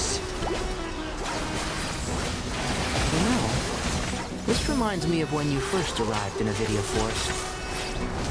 You were trying to help a child retrieve a lost toy when you stumbled upon Spinal Crocodile territory by mistake. Yeah, I remember. Our first time fighting side by side. Fighting side by side? I seem to recall swooping in to rescue you with a team of forest rangers. Please stop. I hear everything! Just like we rehearsed. Hi! Here's the goods!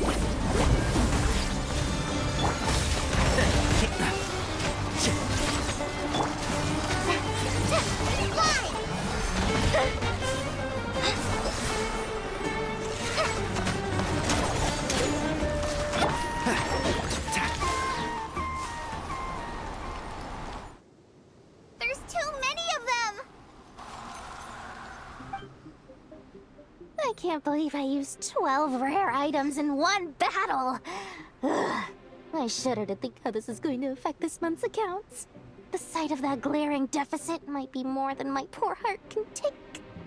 Tighnari, how's the situation on your end? We held the line, though it was a close call. But it looks like they're preparing for another attack. Has something happened? They've breached our defenses in the south. The Jinn are pouring in. We're moving the villagers to the north as we speak. We're hemmed in. This is getting precarious. Our margin for error just got a lot smaller. That's why we wanted to confirm your status. We need to consider our next move carefully. Bad news! Another line of defense has been breached. Kale, go with them and assess the situation. Dory and I will hold the line here. But Master! Even with 3 of us, we barely managed to. This is not a discussion, Kale. Don't worry about us. She clearly still has plenty of tricks left up her sleeve. Wait, you can't pin all your hopes on me? Oh, great. I've almost run out of the things I brought with me, and the rest is back at the caravan. I should be able to hold out for a little longer, but still... Master! Need any help? Huh? What is it, Kale? If things continue like this, it won't be long before Aru village is overrun by Jinn, and the sandstorms are sure to follow in their wake. I do have a plan, but I can't guarantee it will work.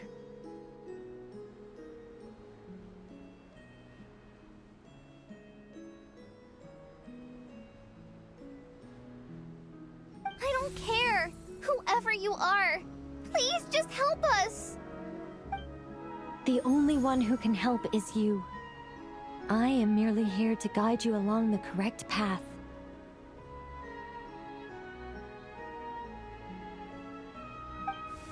I am a spirit created at the beginning. I am a flickering illusion. I am the shimmering light that flows from the eyes of the Creator.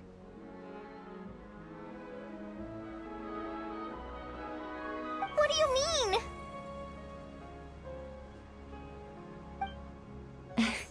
It doesn't matter. You don't need to understand it. Just repeat after me, one line at a time.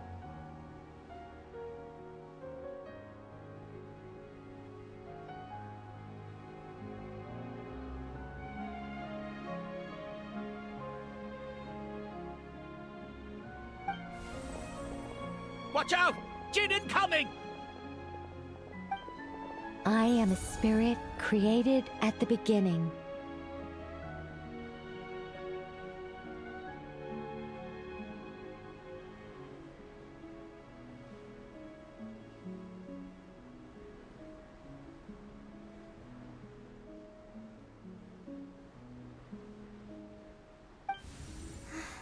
Here goes nothing!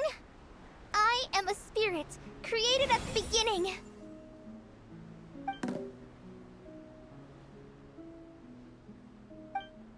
I am a flickering illusion.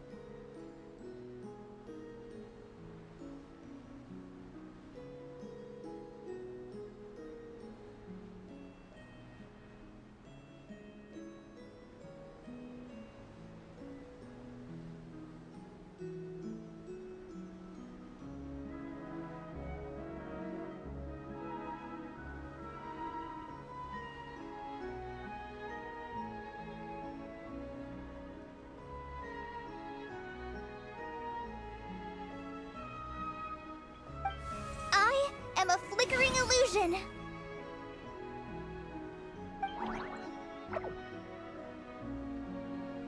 What's wrong, Plumpy? I've never seen you so agitated before. But how do you... Do you know what Kale is reciting? I am the shimmering light that flows from the eyes of the Creator.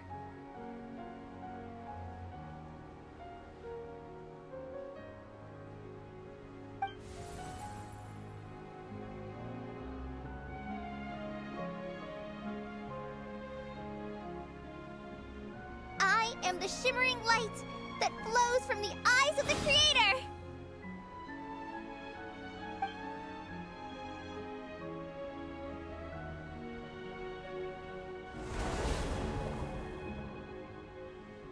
It's a song composed by the goddess of flowers, but very few records of it remain, even in historical texts. All we have is a few fragments. Is Kale an avid historian? Not to my knowledge. The Jinn have actually quieted down. Although... no, it's more than that. It looks like they're showing... submission. Clearly the songs left by the goddess of flowers have a soothing effect on them. At the very least, they're much calmer now. Really? Let me try. I am a spirit created at the beginning.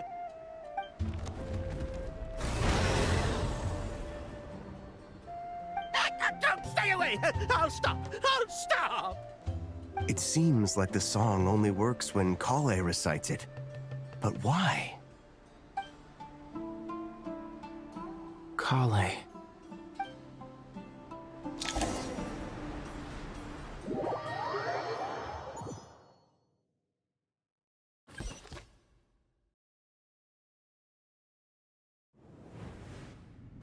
Yeah! Any luck?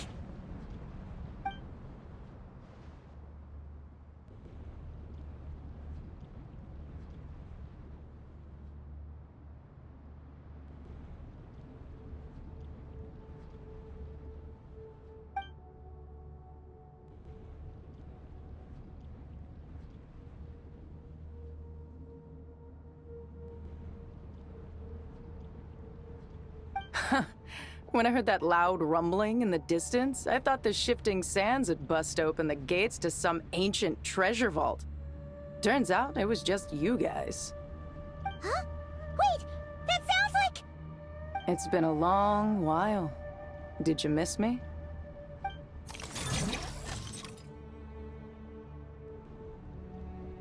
Jet! Ben! Let's save the catching up for later. First, I gotta get you guys out of there. This should be the right mechanism. Ben, can you handle it?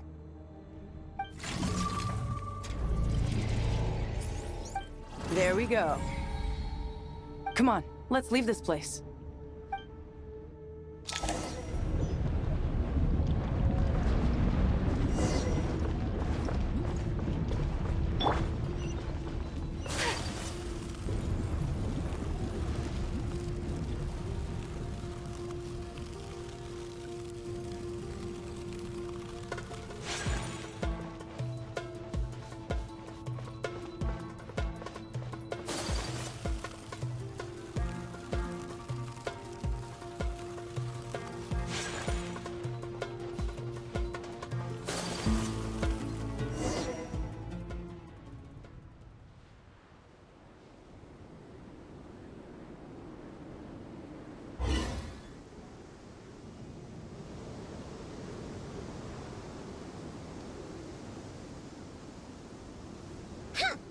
Fatui sure made themselves scarce. It's like they were never here. The Fatui? They came to the desert again? Yep. No idea what they're planning this time. They were being very coy about it. How have you been, Jet? Well, since we last met, I've started my own band of mercs. We've actually made quite a name for ourselves. Oh, yeah. On a slightly different note, I have some good news. I finally took care of Masaira. Not much to write home about. It was just another day. Found his hideout. Dragged him out of his cozy little bed. He tried to talk me into seeing his point of view, as usual. But I'm way past that by now. There was nothing he could say to save his life.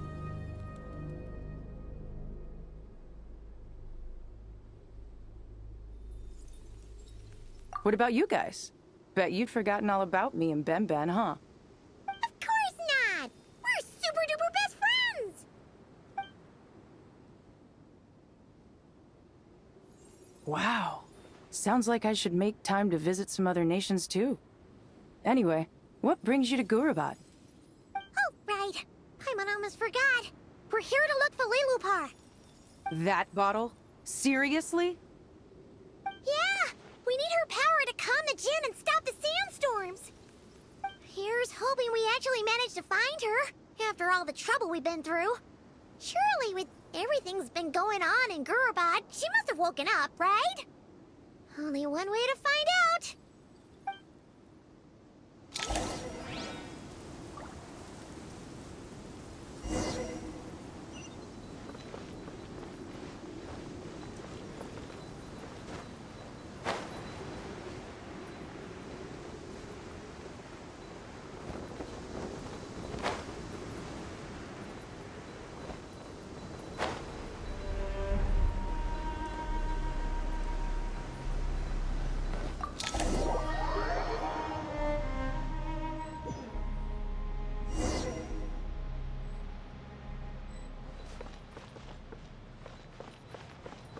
Let's see. She should be around here somewhere. Aha! Found her!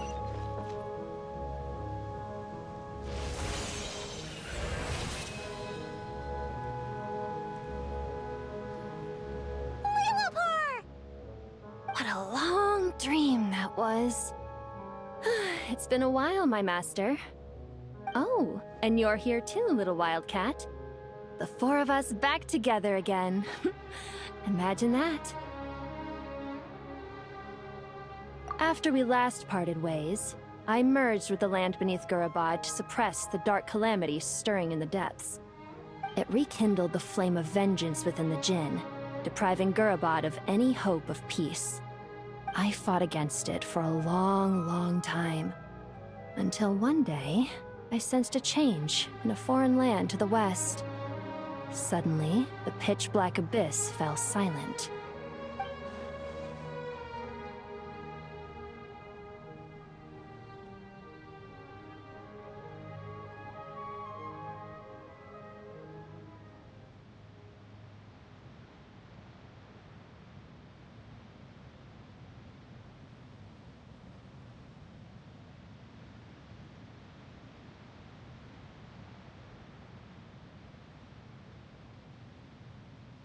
Once satisfied that that dark power could no longer bewitch the Jinn, I too fell into a deep slumber, from which I have only now awoken.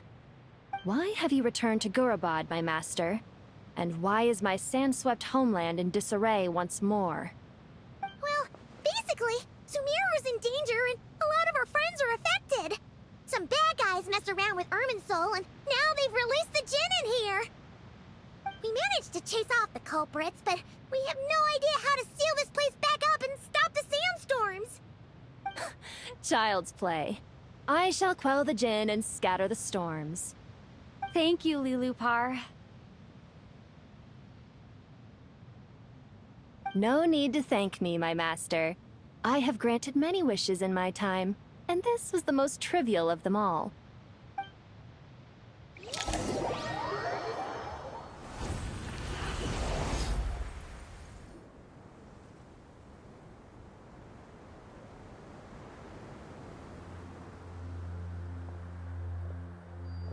The sandstorm's gone. The sun shines bright again. When I said that we'd meet again under a lovelier sun, this was exactly how I imagined it. Yay! Although, honestly, Paimon would love to hang out with you more, even if the weather sucked.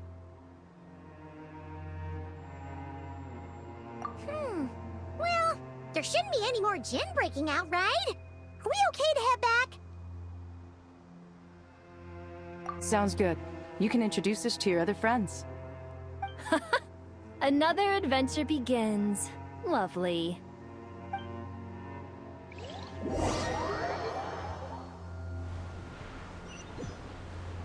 The storms have stopped! We should be able to get to the Temple of Silence without any problems now. Time to regroup!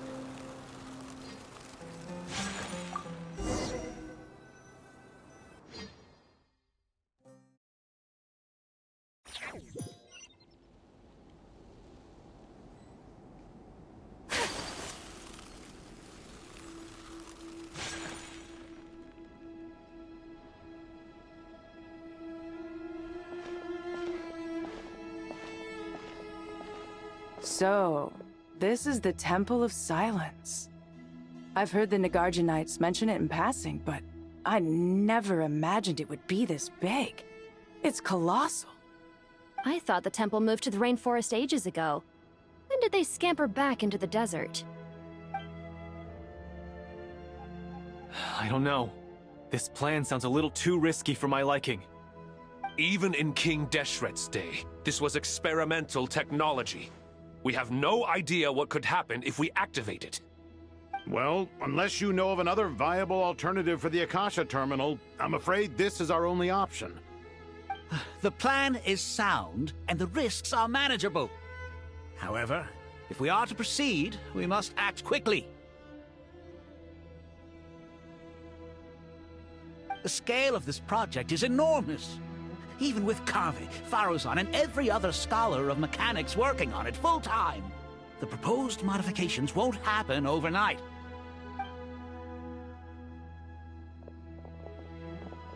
You're back. Everything all right? And who are they? Friends of yours? Pretty much everyone in the Temple of Silence is. This guy's Kaveh, and the one next to him is Alhaitham. Hello, I'm Jet, and this is Lilupar. Oh, a famous name from the history books. Pleased to meet you. A friend of a friend is a friend of mine, as they say. Who's they? Huh? Do people not say that? Not in the desert.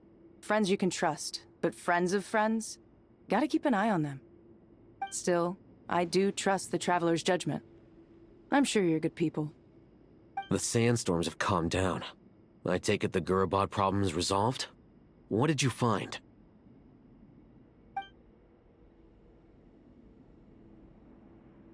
And after getting all smarmy with us, he trapped us there. Luckily, Jet used the mechanism outside to free us, and then we got Lilupar to put a stop to the chaos. Wow.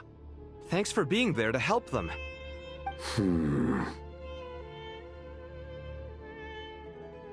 So, this mystery man openly admitted that he was merely a Harbinger subordinate.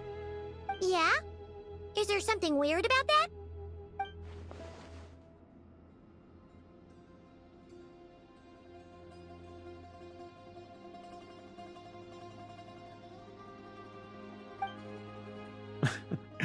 I assume you aren't naive enough to expect answers from an enemy. Well deduced. Our commander, Dottore, died in Nordcry.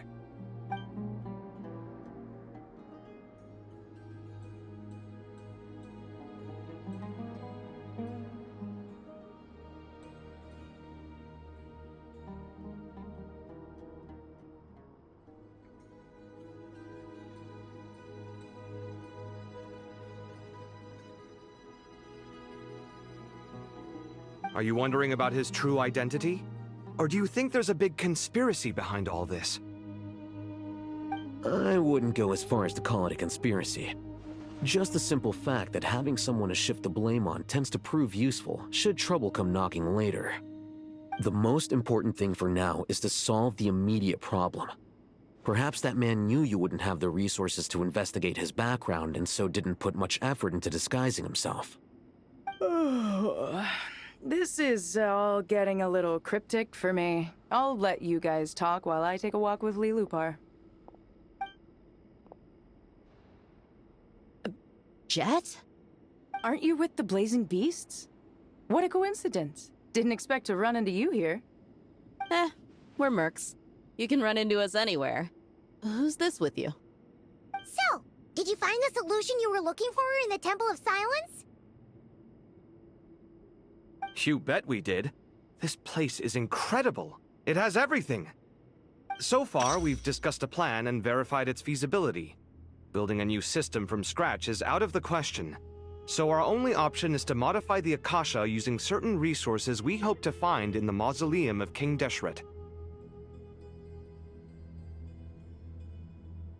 According to certain sources in the Temple of Silence, there is a core device in King Deshret's mausoleum known as Aru. Little is known about this device in academic circles, which suggests it was hidden quite effectively. If these sources prove correct, the energy contained within Aru may be sufficient to power our Akasha renovation plan.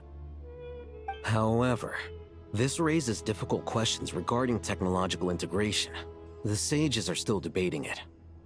Yeah, but I'm sure they'll reach a compromise once they've argued it out. The people of the rainforest are always cautious when it comes to desert technology. But times of crisis like this leave us with little choice. Wait, Paimon has a question. Is this the same Aru we've heard of before? It's sealed off, right? Some sort of prison where the Goat King, Ibis King, and Crocodile King are locked up. Well remembered. Yes, that's exactly right. According to our records, Aru was the most brilliant creation King Deshret ever conceived of. Built by divine and mortal artisans working together. It was a miraculous accomplishment, and it lies hidden deep within the king's mausoleum to this day. That being said, what Aru actually does and why it was built, those are deep secrets we are not privy to. Until recently, I wouldn't have been optimistic that the place even exists.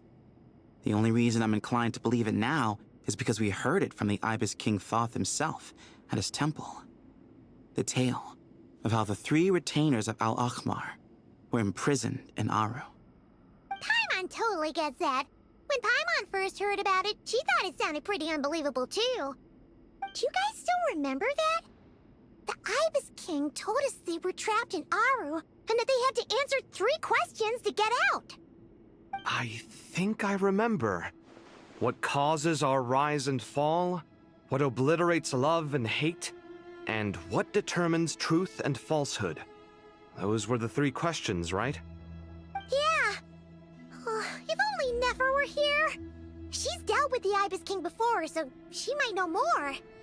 Oh, Nefer's a friend we met in Nordcry. Nordcry? Funny. She showed up here earlier.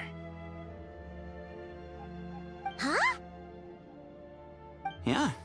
Had another lady with her too. Both said they knew you. They contacted the sages, claiming they might be able to offer some assistance.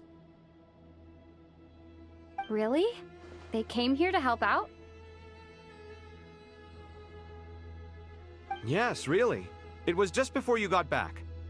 One of them said she's made Nod Cry her home. If she's the person you were talking about, then...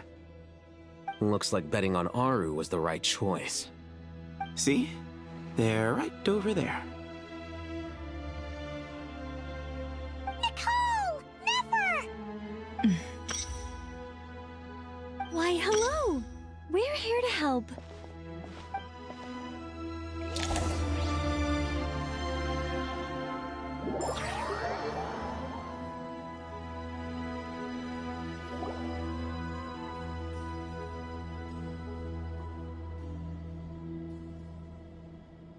It's a good thing we left early. We almost got locked out.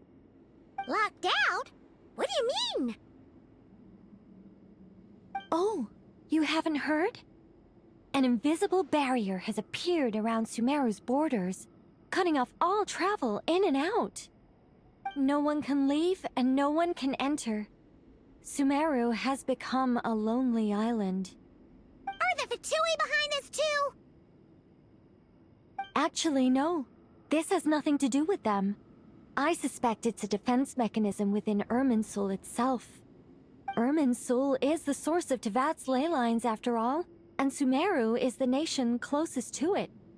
I imagine this function was put in place to seal the entire region off in the event of serious damage, preventing the disaster from spreading to the rest of Tevat. It may have been implemented long ago. But doesn't that mean that the people here won't be able to escape to other nations if the anomaly keeps spreading? Currently, that does appear to be the case, which is precisely why I am here. This is a critical moment for the world, and Sumeru is the eye of the storm. Paimon's surprised you managed to convince her to come back to Sumeru. Indeed. Even for someone of my wisdom and eloquence, this tested my skills to the limit. And why should it concern me that Sumeru's in trouble? Surely you don't think I still have feelings for that place? Judging by your tone, I suppose you don't. Sounds like you don't know much about my past.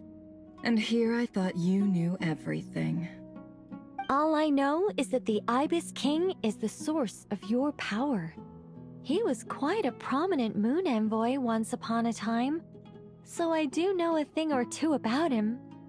As for your past, I have ways to learn the full story if I wish to. But everyone has secrets they'd rather keep to themselves, wouldn't you say? I'm glad you see it that way, Miss Nicole. I've chosen to call Nod Cry home, which is why I did my part in its hour of need. That doesn't mean world savings become a habit with me. I have no particular desire to play hero in Sumeru, thank you. I understand. Human emotions do not appear and disappear without cause. There is always a reason to be found behind both salvation and destruction. Still, if time has taught me anything, it's that human emotions are often complex and in conflict. That's why people change their minds about things all the time. But that's where we angels come in. Our duty, ultimately, is to guide people towards their deepest, truest desires and help bring them to fruition. So I wish to hear about your past, because I do not believe you are motivated by hatred alone. And if we still arrive at different conclusions in the end, that's okay.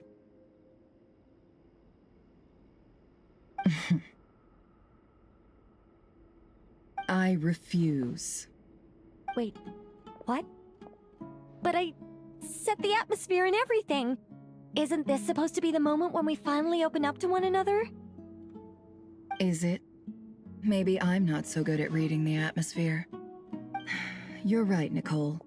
There's more to me than just hatred. Had it consumed me, I'd be left stuck in the past forever, never living in the present. But I don't think that your guidance can change my mind. The all-consuming sands, the bloodshed, both deserved and undeserved. Those old emotions cling to me like a shadow. Do you wish to shake them off? No. I hope to remember them forever. Those emotions and memories shaped me into the person I am today. They'll always be a part of me. In that case, would you like to hear my perspective, at least? Sure. It's not every day you get to hear an angel's opinion. A long, long time ago, when the angels still walked freely upon the earth, I found life tedious. Monotonous work, lukewarm relationships. Things weren't nearly as interesting as they are now. And yet, since the angels' demise, I have found myself missing those days on more than one occasion. Human emotions are often attached to a person, a place, or an object. When those things are gone, the memories quickly fade, and the emotions slip away along with them. If Sumeru were destroyed, both rainforest and desert would be no more. With the object of your hatred wiped from existence, it would not take long for the memories buried deep in your heart to slowly fade. Both love and hate are intense emotions, but they are nothing compared to the void left behind when they disappear. Most sophisticated, Miss Nicole. But anyone focused on the future could only ever applaud the destruction of the things they hate. Still, I'm a special case. Someone once told me that human memory is more selective than a Mora-hungry merchant choosing between customers. We all need a reality check once in a while, so we don't forget the truth. As much as I dislike Sumeru, this is no way for it to perish. All right, you win. I'll help you out a little, but I won't work for free. How much will you need? You're not gonna milk this for all it's worth, are you? What do you think? I'll be upfront with you. I don't have much more on me. If that's what you need, I could borrow some from Alice. Or perhaps I could pay in sculptures. The ones I carve are actually worth quite a lot. Just cover my travel expenses. Huh? Is that all? That's all. Given all the people I owe favors to, I can just about justify a trip to Sumeru. Yehoda! Here, boss! What do you need? I'm going back to Sumeru for a while. While I'm away, you'll be in charge of the curatorium. Me? I'm in charge? Whoa! Don't worry, boss. You can count on me! And that was how the ingenious Angel Nicole brought you the perfect person for the job in your hour of need. Hip hip hooray! That was far more detailed than necessary. Not lacking in embellishment either. I never thought I'd return. Especially not the desert. But life doesn't always go as planned, I suppose. What's Candace up to? I don't think I've seen her yet. She's still taking care of things in our village. Should be joining us before too long.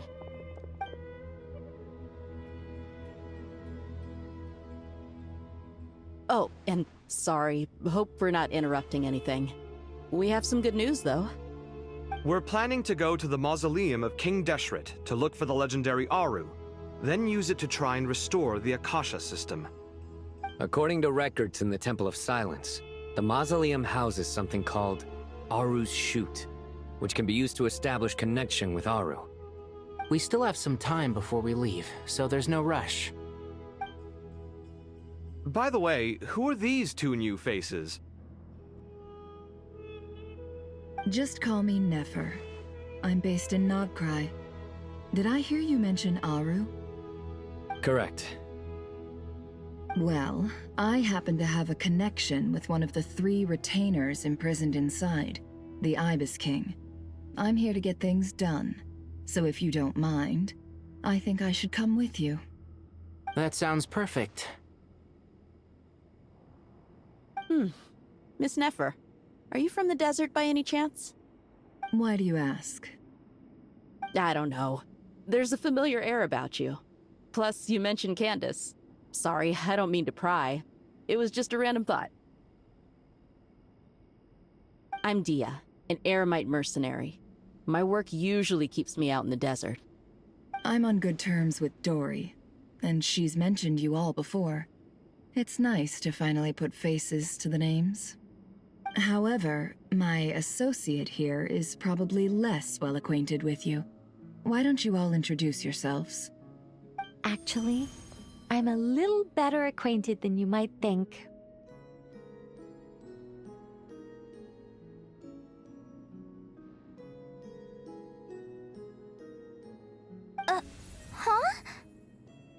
Huh. Are my eyes playing tricks on me? It looked like you spoke without moving your mouth. Ventriloquism. I have heard tell of it before. What is it, Kale? It's you! You're the voice who's been speaking in my head, aren't you? You encouraged me to report my dreams to the Dendro Archon, and got me to recite that magic prayer. Mm-hmm. I have many titles, but let's go with the most pertinent one. I am Nicole Rain, an angel who has lived since ancient times. An angel? Sounds like a big deal, but, what exactly is an angel? Oh, Well, we're a rather long-living race of beings. Not gods, technically, but we can still tell you a lot of stories from ancient history. Yep, and she's also an amazing sculptor. You could say she's a real creative type. Well, ma'am, if both the Traveler and Paimon give you rave reviews, you must be pretty impressive. Oh, please don't call me ma'am. I find it so awkward when people get too formal with me. Just relax and be yourselves. No need to be nervous.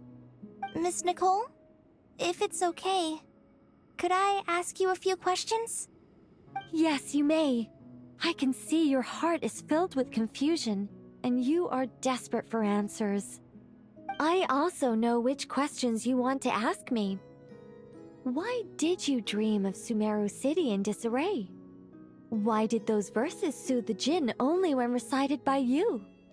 I can guide you to the truth, but it involves a personal secret of yours. I'd prefer to speak with you alone, if possible.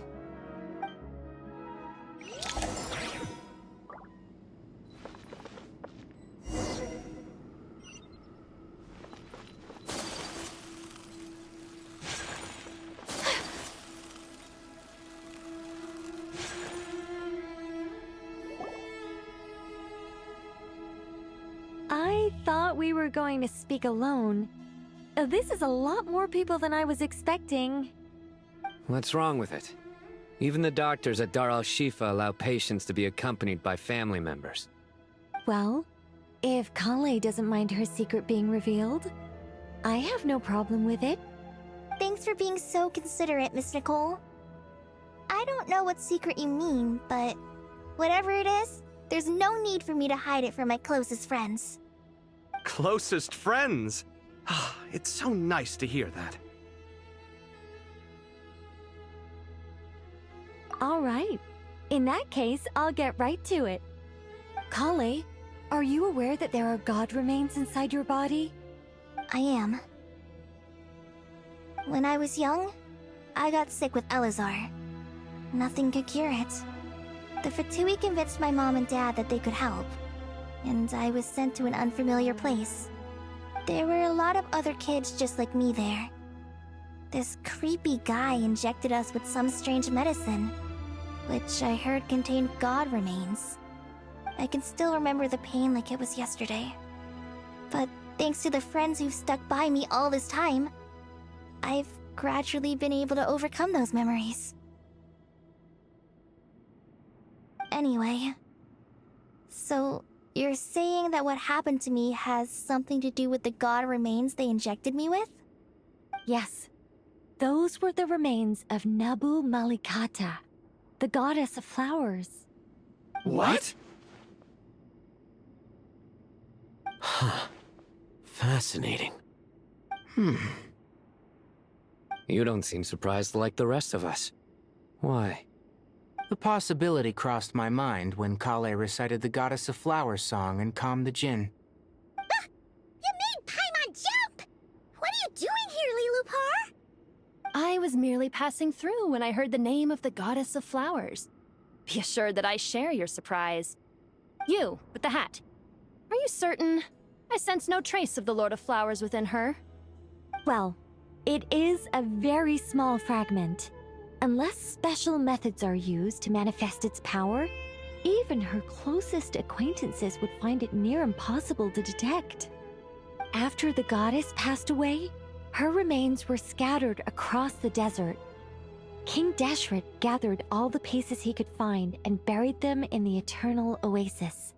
But some fragments remained unaccounted for. Eventually, the Fatui must have found a way to track some of them down.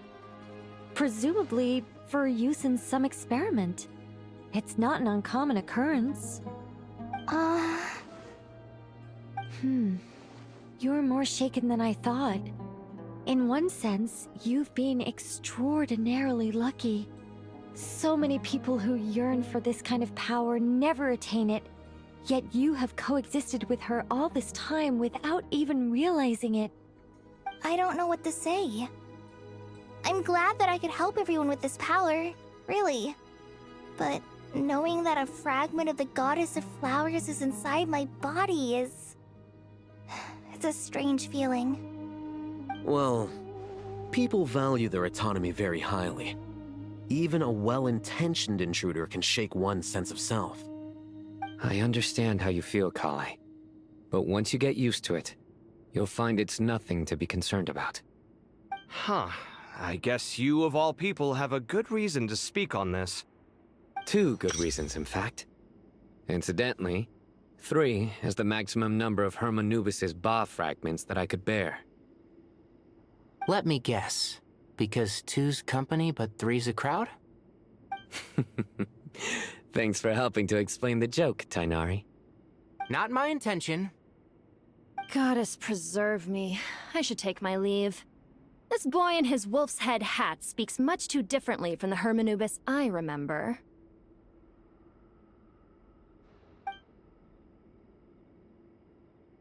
Kale, all I'm trying to say is, no matter how many Hermanubis fragments there are within me, you wouldn't think of me as Hermanubis. In the same way, you are simply you. Yeah, I know what you mean. So about that dream I had, was it a warning from the Goddess of Flowers? Yes. Just like me, she was an angel created by the primordial humans, born with the instinct to guide living beings. Though her body and soul have perished, her essence retains its natural instincts. Even her smallest remaining fragments would do their utmost to send you that warning. The Mother of Dreams? Lord of Flowers and Oases? She must have had a premonition. That is why she gave that dream to you. We won't let our efforts go to waste. But I still don't understand. Why me? Yes. Why indeed? You weren't the only one injected with god remains, but only in you have her fragments persisted. I suspect it may be because of the firm will you showed in the face of suffering. She was likely assimilated by that will. Of course, this doesn't mean you have to shoulder any extra responsibility. As this young man said, you are who you are, and that will not change. All right. Any further questions from the family members of the patient? If not, we should head to the mausoleum of King Deshret. Let's move out. Time to put our plan into action. We all hope it'll work. But will we really be able to open Aru?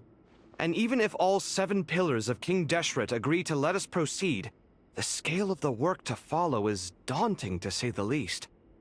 Haven't you handled other big projects before? I mean, the biggest project I've worked on to date is probably the Palace of Alcazarzaray, I guess?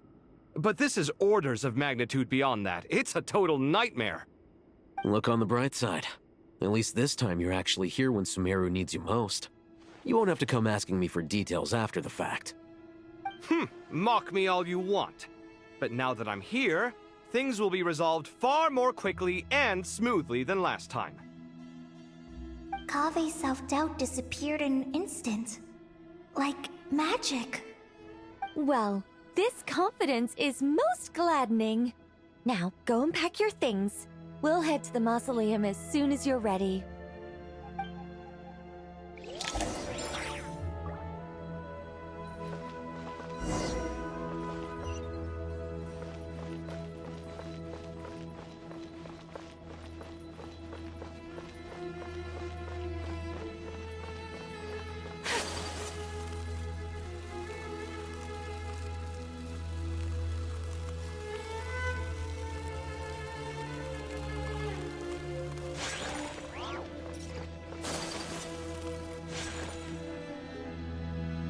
Oh, Miss Nicole. I heard you're a very talented sculptor. Is that true? Oh, I don't know. I wouldn't want to blow my own trumpet. Honestly, even though Kasharawar is best known for its focus on mechanics, plenty of Kasharawar scholars are quite serious about sculpting as a hobby. So if they rate your work, that's enough for us. We just have to take a look. Who's we? Myself and a few other scholars. Kashif, Daneshvar, come take a look. Oh, well, if you insist, I suppose there's no harm in showing you.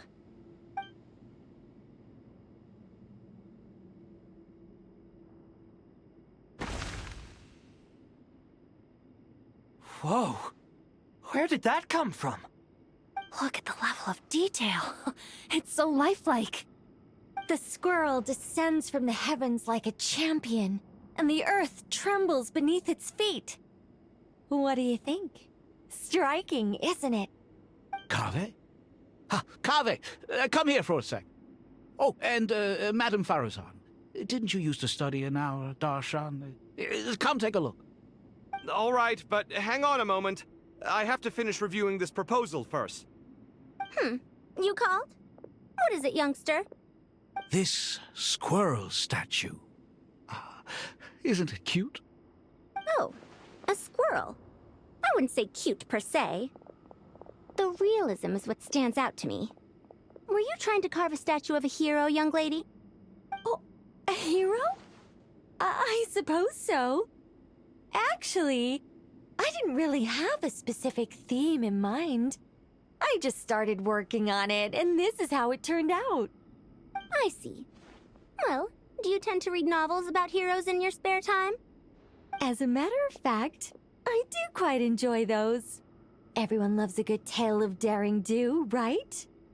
Then perhaps this statue represents the heroic tale you long to see deep down inside. Also on the subject of heroism, I feel that if the subject posed with a finger raised towards the heavens, it would lend a greater gravitas to the overall image. I'm sure some would call it cliché or old-fashioned, but not me. I think it would be a perfect fit. It has a certain classical beauty about it. Kaveh! Sorry, Madame Faruzan, I'm a little busy right now. Don't wait up for me. What a pity. That young man has excellent aesthetic tastes. I was hoping to ask him for his opinion. What a genius idea! Why didn't I think of that? Classical beauty is a great direction to explore. That's it. Once I get back, I'm going to sculpt a heroic squirrel pointing its finger towards the sky. Precisely. A declaration of victory. You understand my vision. Then place the two statues face to face. Yes! That's exactly what I was thinking. It'll be a masterpiece. Miss... I'm sorry. I didn't catch your name. Just call me Nicole. Madam... Faruzan? Was it? What? Oh, no. That wouldn't be right. Why ever not? Madam is a state of mind cultivated from within. Anyone may call me Madam if they so desire. My dear Miss Nicole, once we make it through these trying times, should we have the pleasure of meeting again, I shall look forward to seeing your new work. In this day of age, it's rare to find people with an appreciation for classical aesthetics. Meeting you was truly a pleasant surprise. Honestly, I feel the same way. It's been a long time since I met anyone interested in this style of statue. Clearly, they don't call you Madam for nothing. Also, I have to say, you're a very good judge of character. Because when I think about it, I really am someone who likes stories about heroes. That must be why I've quietly kept watch over generation after generation of them. Sorry, keeping watch over heroes? What exactly do you do for a living? Oh, never mind that. Let's not tell Madame Faruzan about Miss Nicole's true identity for now. Good idea. Let's limit the conversation to aesthetics.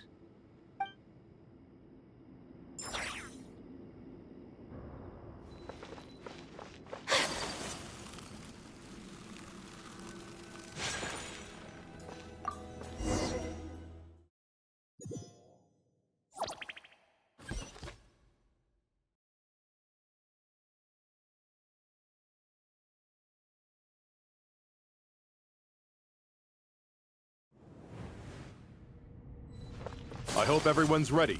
We'll be arriving at our destination very shortly.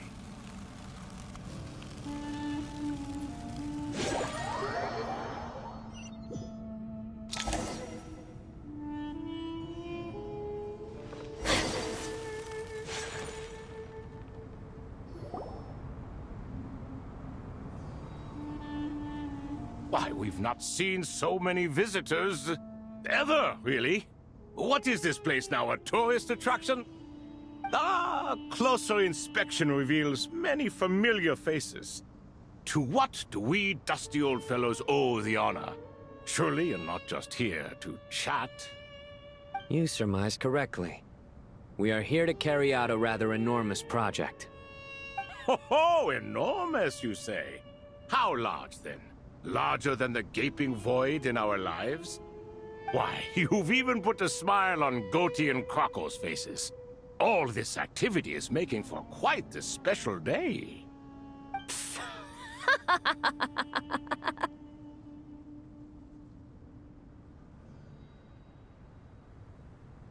I know that laugh. Lilipar? What on earth are you doing here? Oh, this is hilarious. Turns out good things really do come to those who wait. As long as you stay alive long enough.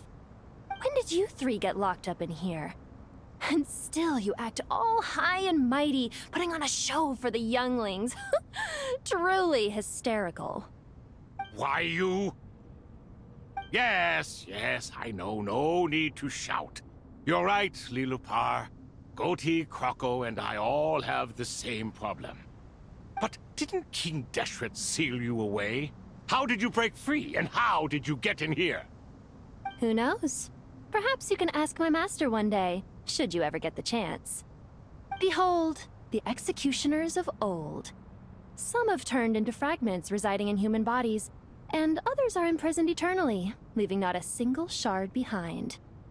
It's almost tragic, watching lowly prisoners like you act all self-important.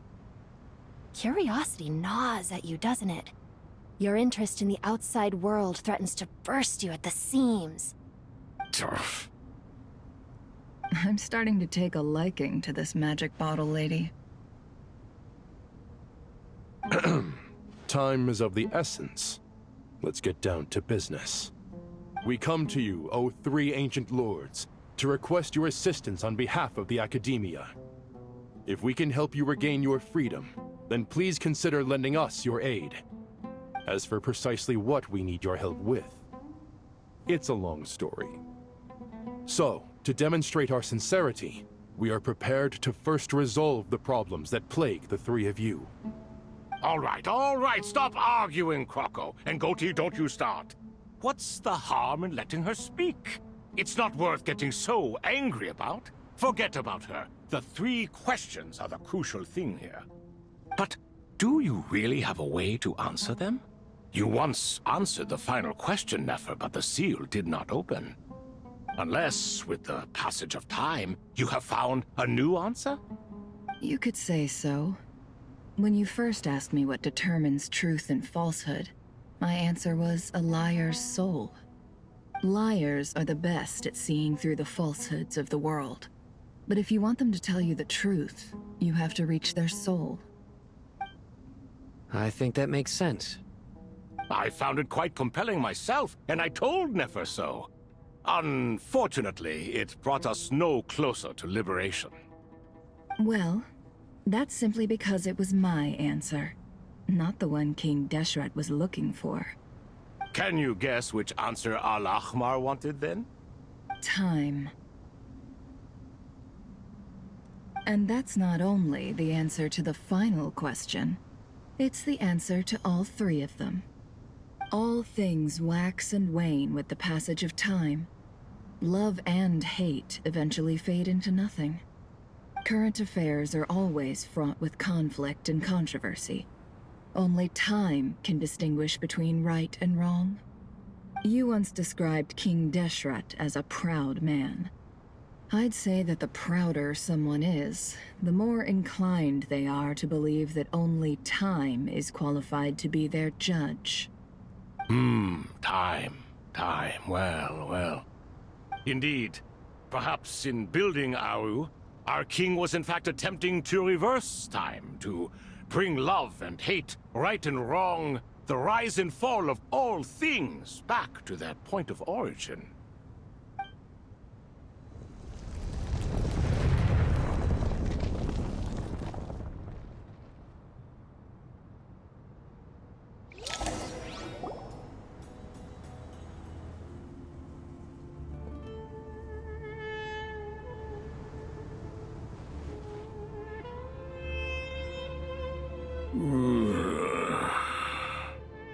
This is the most eventful day I have experienced in a long time. You have my sincere gratitude. Are those 3 of the 7 pillars? Turns out the statues were quite faithful to the source. You 3 seem to be in good spirits. Prison can help a person grow and learn to cherish what they have. Nevertheless, after everything you've done for me, I sincerely hope you never have to experience it for yourself. Hello, Nefer. It's good to see you, Thoth the Ibis King. Nice. Definitely puts my mind at ease, seeing you 2 getting along so well. Should we maybe introduce ourselves, or... Sure. I'm Sethos, the current leader of the Temple of Silence. This is General Mahamatra Sino, and this is the former Spantamad sage, Cyrus. But I'm guessing none of that means a whole lot to you. Everything is equally new to us, in truth. We've been gone from this mortal world for longer than you can imagine. Let's hold off on the introductions for now. We can always ask Nefer about you later. It'll give me something to talk about with my chosen disciple. You're like a helpless parrot. Gods and people of yore are not necessarily welcome in today's world. Self-awareness is one of my finest qualities. I thought I ought to share its fruits with you 2. Is that so? Well, I think we'll take it in stride, just as we did with the 3 questions. Let's not forget, it was my persistence that won you both your freedom. Fair point. I have to applaud your persistence. And I must praise you for your wisdom. Now, state your wishes, young ones. I'm sorry? Why, your tremendous accomplishments deserve a reward, do they not? You must let us do something for you in return. General Mahamatra, what do you think? I won't beat around the bush. Sumeru is facing a crisis the likes of which have never been seen before. And we need your help. Every calamity throughout the ages has been connected to us in one way or another, whether we were its cause or consequence. Whatever is wrong with Irminsul, it severely affected the Dendro Archon. She fell into a coma and is currently receiving treatment from the Dendro Dragon. The Dendro Dragon? I'm sorry, the Dendro Dragon is helping to heal the Dendro Archon? Not a pep, surely. Not vicious, cruel a pep who possesses no virtues aside from her basic instincts. Ah, good heavens. Oh, I shudder to think what could have caused Lesser Lord Kusanali to suffer such a plight. Still, why would the Dendro Dragon lend you her aid? She has always held nothing but contempt for the Archons. I suppose she and Kusanali must have some history. You can help us make history too. A smooth talker. Well said, lad. Currently, no one can connect to Irminsul. We hope that by opening up Aru and making some modifications to it, we can use its technology to our advantage. Unfortunately, Aru is an imperfect creation. King Deshret never managed to realize his full vision before his death. Much remains to be done if it is to be pitted against Irminsul itself. Besides, I hear your reasons, but to give Aru up over such would be... The archaeological records clearly indicate that although Aru's construction took a long time, it was not beyond human means to achieve. Modern technology should solve the efficiency issues. We have no choice but to go all in on this. This is by no means a threat. But the only reason we helped you escape from Aru was to gain the necessary leverage to negotiate with you. You asked us to state our wishes, and we have. Each one of us here needs your help, as do all the thousands of people living in Sumeru. They need you, and they need Aru. What do we think, my fellow old fogies? Shall we lend our support or not? Since you ask so nicely, naturally. Naturally what? Are you for or against? I simply mean we shall do what comes naturally. You claim that you wish to open Aru. Know you then that the golden slumber created by King Deshret is preserved within? We do. We understand the risks involved. In all likelihood, the mortal world will never again be able to replicate King Deshret's work. Never will there be another chance to come so close to creating a utopia. Knowing this, are you sure of your decision? We are sure. Before people can dream, they must first live. If your minds are made up, very well. We shall summon our erstwhile colleagues to discuss this further.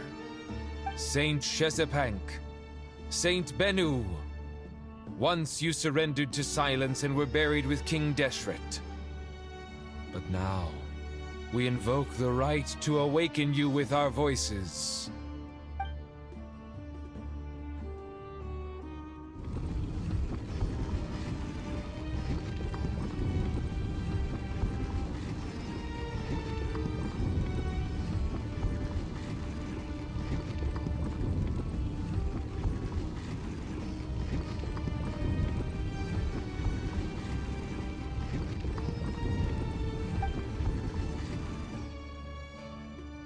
Saint Bennu, responding to your call. 3 kings detected. Initiating autonomous will. Saint Shezepank, responding to your call. 3 kings detected. Initiating autonomous will. Ah, Lord Herreshoff. What a long time it has been. I trust you are keeping well. Then your trust in my well-being has long outlived your physical body. You have always opened with that same phrase, in life, death, and now even beyond. Al-Akhmar is long gone. What is the reason for this meeting? You're awake? Good. We are voting on whether to give the people of present-day Sumeru access to Aru and permit them to perform technological renovations. You have the right to support or oppose the motion. Aru is the pride of Al-Akhmar. Opening Aru requires the unanimous consent of the 7 pillars. I hope you have a convincing reason to present to us. Sumeru is currently in the midst of a major calamity. Let us not forget that while Al-Akhmar was a stern ruler, he was also a teacher of wisdom. A god without his people shall cease to exist, and King Deshret's greatest wish was to provide protection for his people. Let us then honor our God King's wishes as we consider our decision. I do not mean to mock these proceedings, but what is the point of a unanimous vote when we know that the last of the 7 pillars, the Dendro Dragon Apep, will never communicate with us? This will no doubt surprise your mechanical mind, and I have no intention of trying to persuade you it is true. But Apep is, in fact, healing the Dendro Archon as we speak. Huh? Can someone attest to this? Do we have any proof? I ask the 3 kings, can any of you vouch for the truth of this claim? Naturally, the Ibis King, Thoth. What? It was Thoth's disciples who revealed the truth to us. We need not debate its veracity. Simply let Thoth bear accountability. That way the rest of us may have a clear conscience. Harishef, you diabolical fiend! I awakened our former colleagues for you, supported your opinion, and backed your decision. What sort of fiend would do that? I miss the days when Hermanubis was still around. At times like this, he would offer to take accountability. What are you trying to say? Is my word worth less to you than Hermanubis's? Hypocrite though you are, Lord Thoth, you are humorous in equal measure. How could we bear not to associate with a character such as you? I, Saint Shezpank, approve the Goat King's proposal. Since King Deshret is no more, we shall receive no reprimand for acting beyond our remit. Nevertheless, I sincerely hope that those before us understand the significance of what they intend to do. Remember, the moment that Aru is liberated, the myriad souls residing within the Golden Slumber will return to the ley lines. And once the ley lines flow again, these souls shall in turn be received by Irminsul. To take this step is to bring the perfect afterlife created by our king to a permanent end. We understand that well, and we have decided to proceed regardless. Furthermore, the contemporary human perspective would contend that confining souls in this way is no act of benevolence. The deceased have a right to rest in peace. King Deshret's creation is clearly a place of rest and peace. It is just that many do not see it this way. But no matter. Saint Binu approves. Hermanubis' representative and the Dendro Dragon Apep made their choice ahead of time, while the Goat King, Ibis King, and Crocodile King have also granted permission to liberate Aru.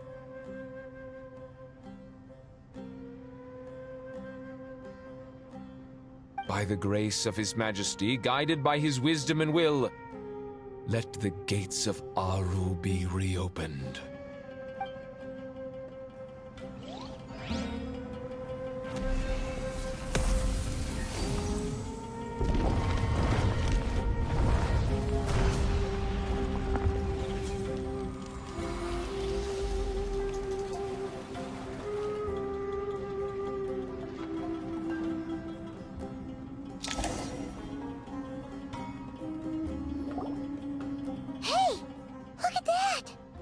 What's this? Are we under attack? No. Wait, it's...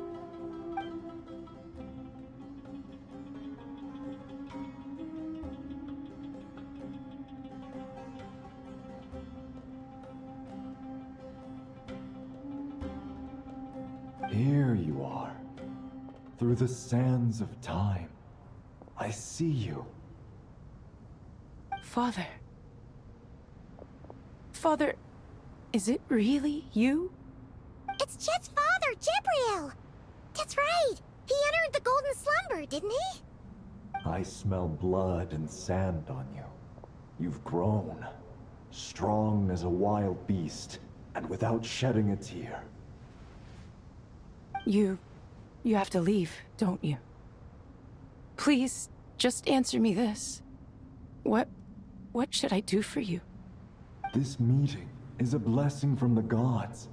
My soul, once imprisoned along with that of Semail, is finally free. I am truly grateful for the chance to see you again. That the dead should meet the living is itself a miracle. One brief, precious moment is enough. Enough to set my heart at ease. Do not weep for me, Jet. I know you will accomplish many great things in your life. You will go further and climb higher than I ever did. All I ask is that you take good care of yourself.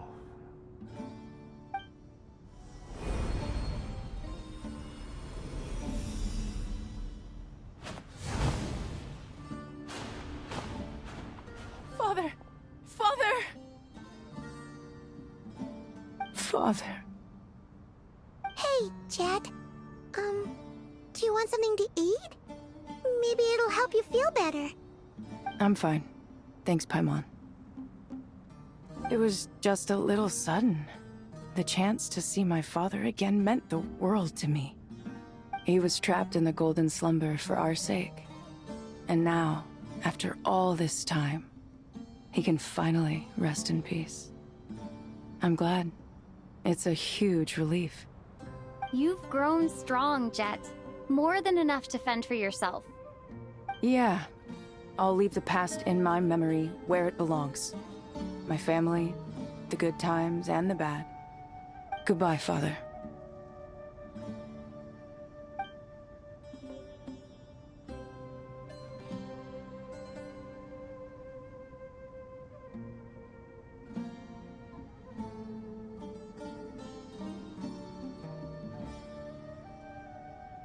Ah, me, what a touching reunion that was. It seems we did a good deed today. We three retainers, once imprisoned for our iniquity, are surely the least qualified to judge whether this deed is good or bad. Either way, Aru is open. Now you have your opportunity, and with it, whatever trouble may ensue. Although Aru was created by a god, human craftsmanship was nevertheless required to build the gate that connects it to this world. Perhaps the relationship between gods and humanity follows a similar principle. As for your proposed renovations, we cannot determine which functions to keep or discard.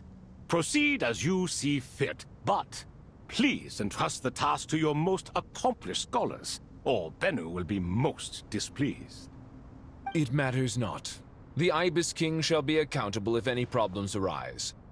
Ibis, you chose to take on disciples, and so it follows that you must accept the risks of associating with humans. If I'd known you'd be like this, I would have locked all of you away in Aru, never to leave again for all eternity. All of us? What does this have to do with me? Vilify me no further. Scholars, since you have liberated Aru, allow me to present you with a gift. Using Aru's power, we shall install a defense mechanism at our king's mausoleum. You must be guarded even against Irminsul itself. This shall afford you some convenience. Unseen and unheard.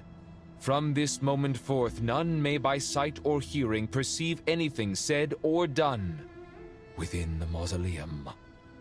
Amazing. And all this is achieved just with the power of Aru? With technology from the heavens, the possibilities are endless. Just because King Deshret did not use it for this purpose does not mean that it cannot be done. So, marvel away. This is the reward you have earned. All right. Well, that resolves the issue of confidentiality. What about the technical side?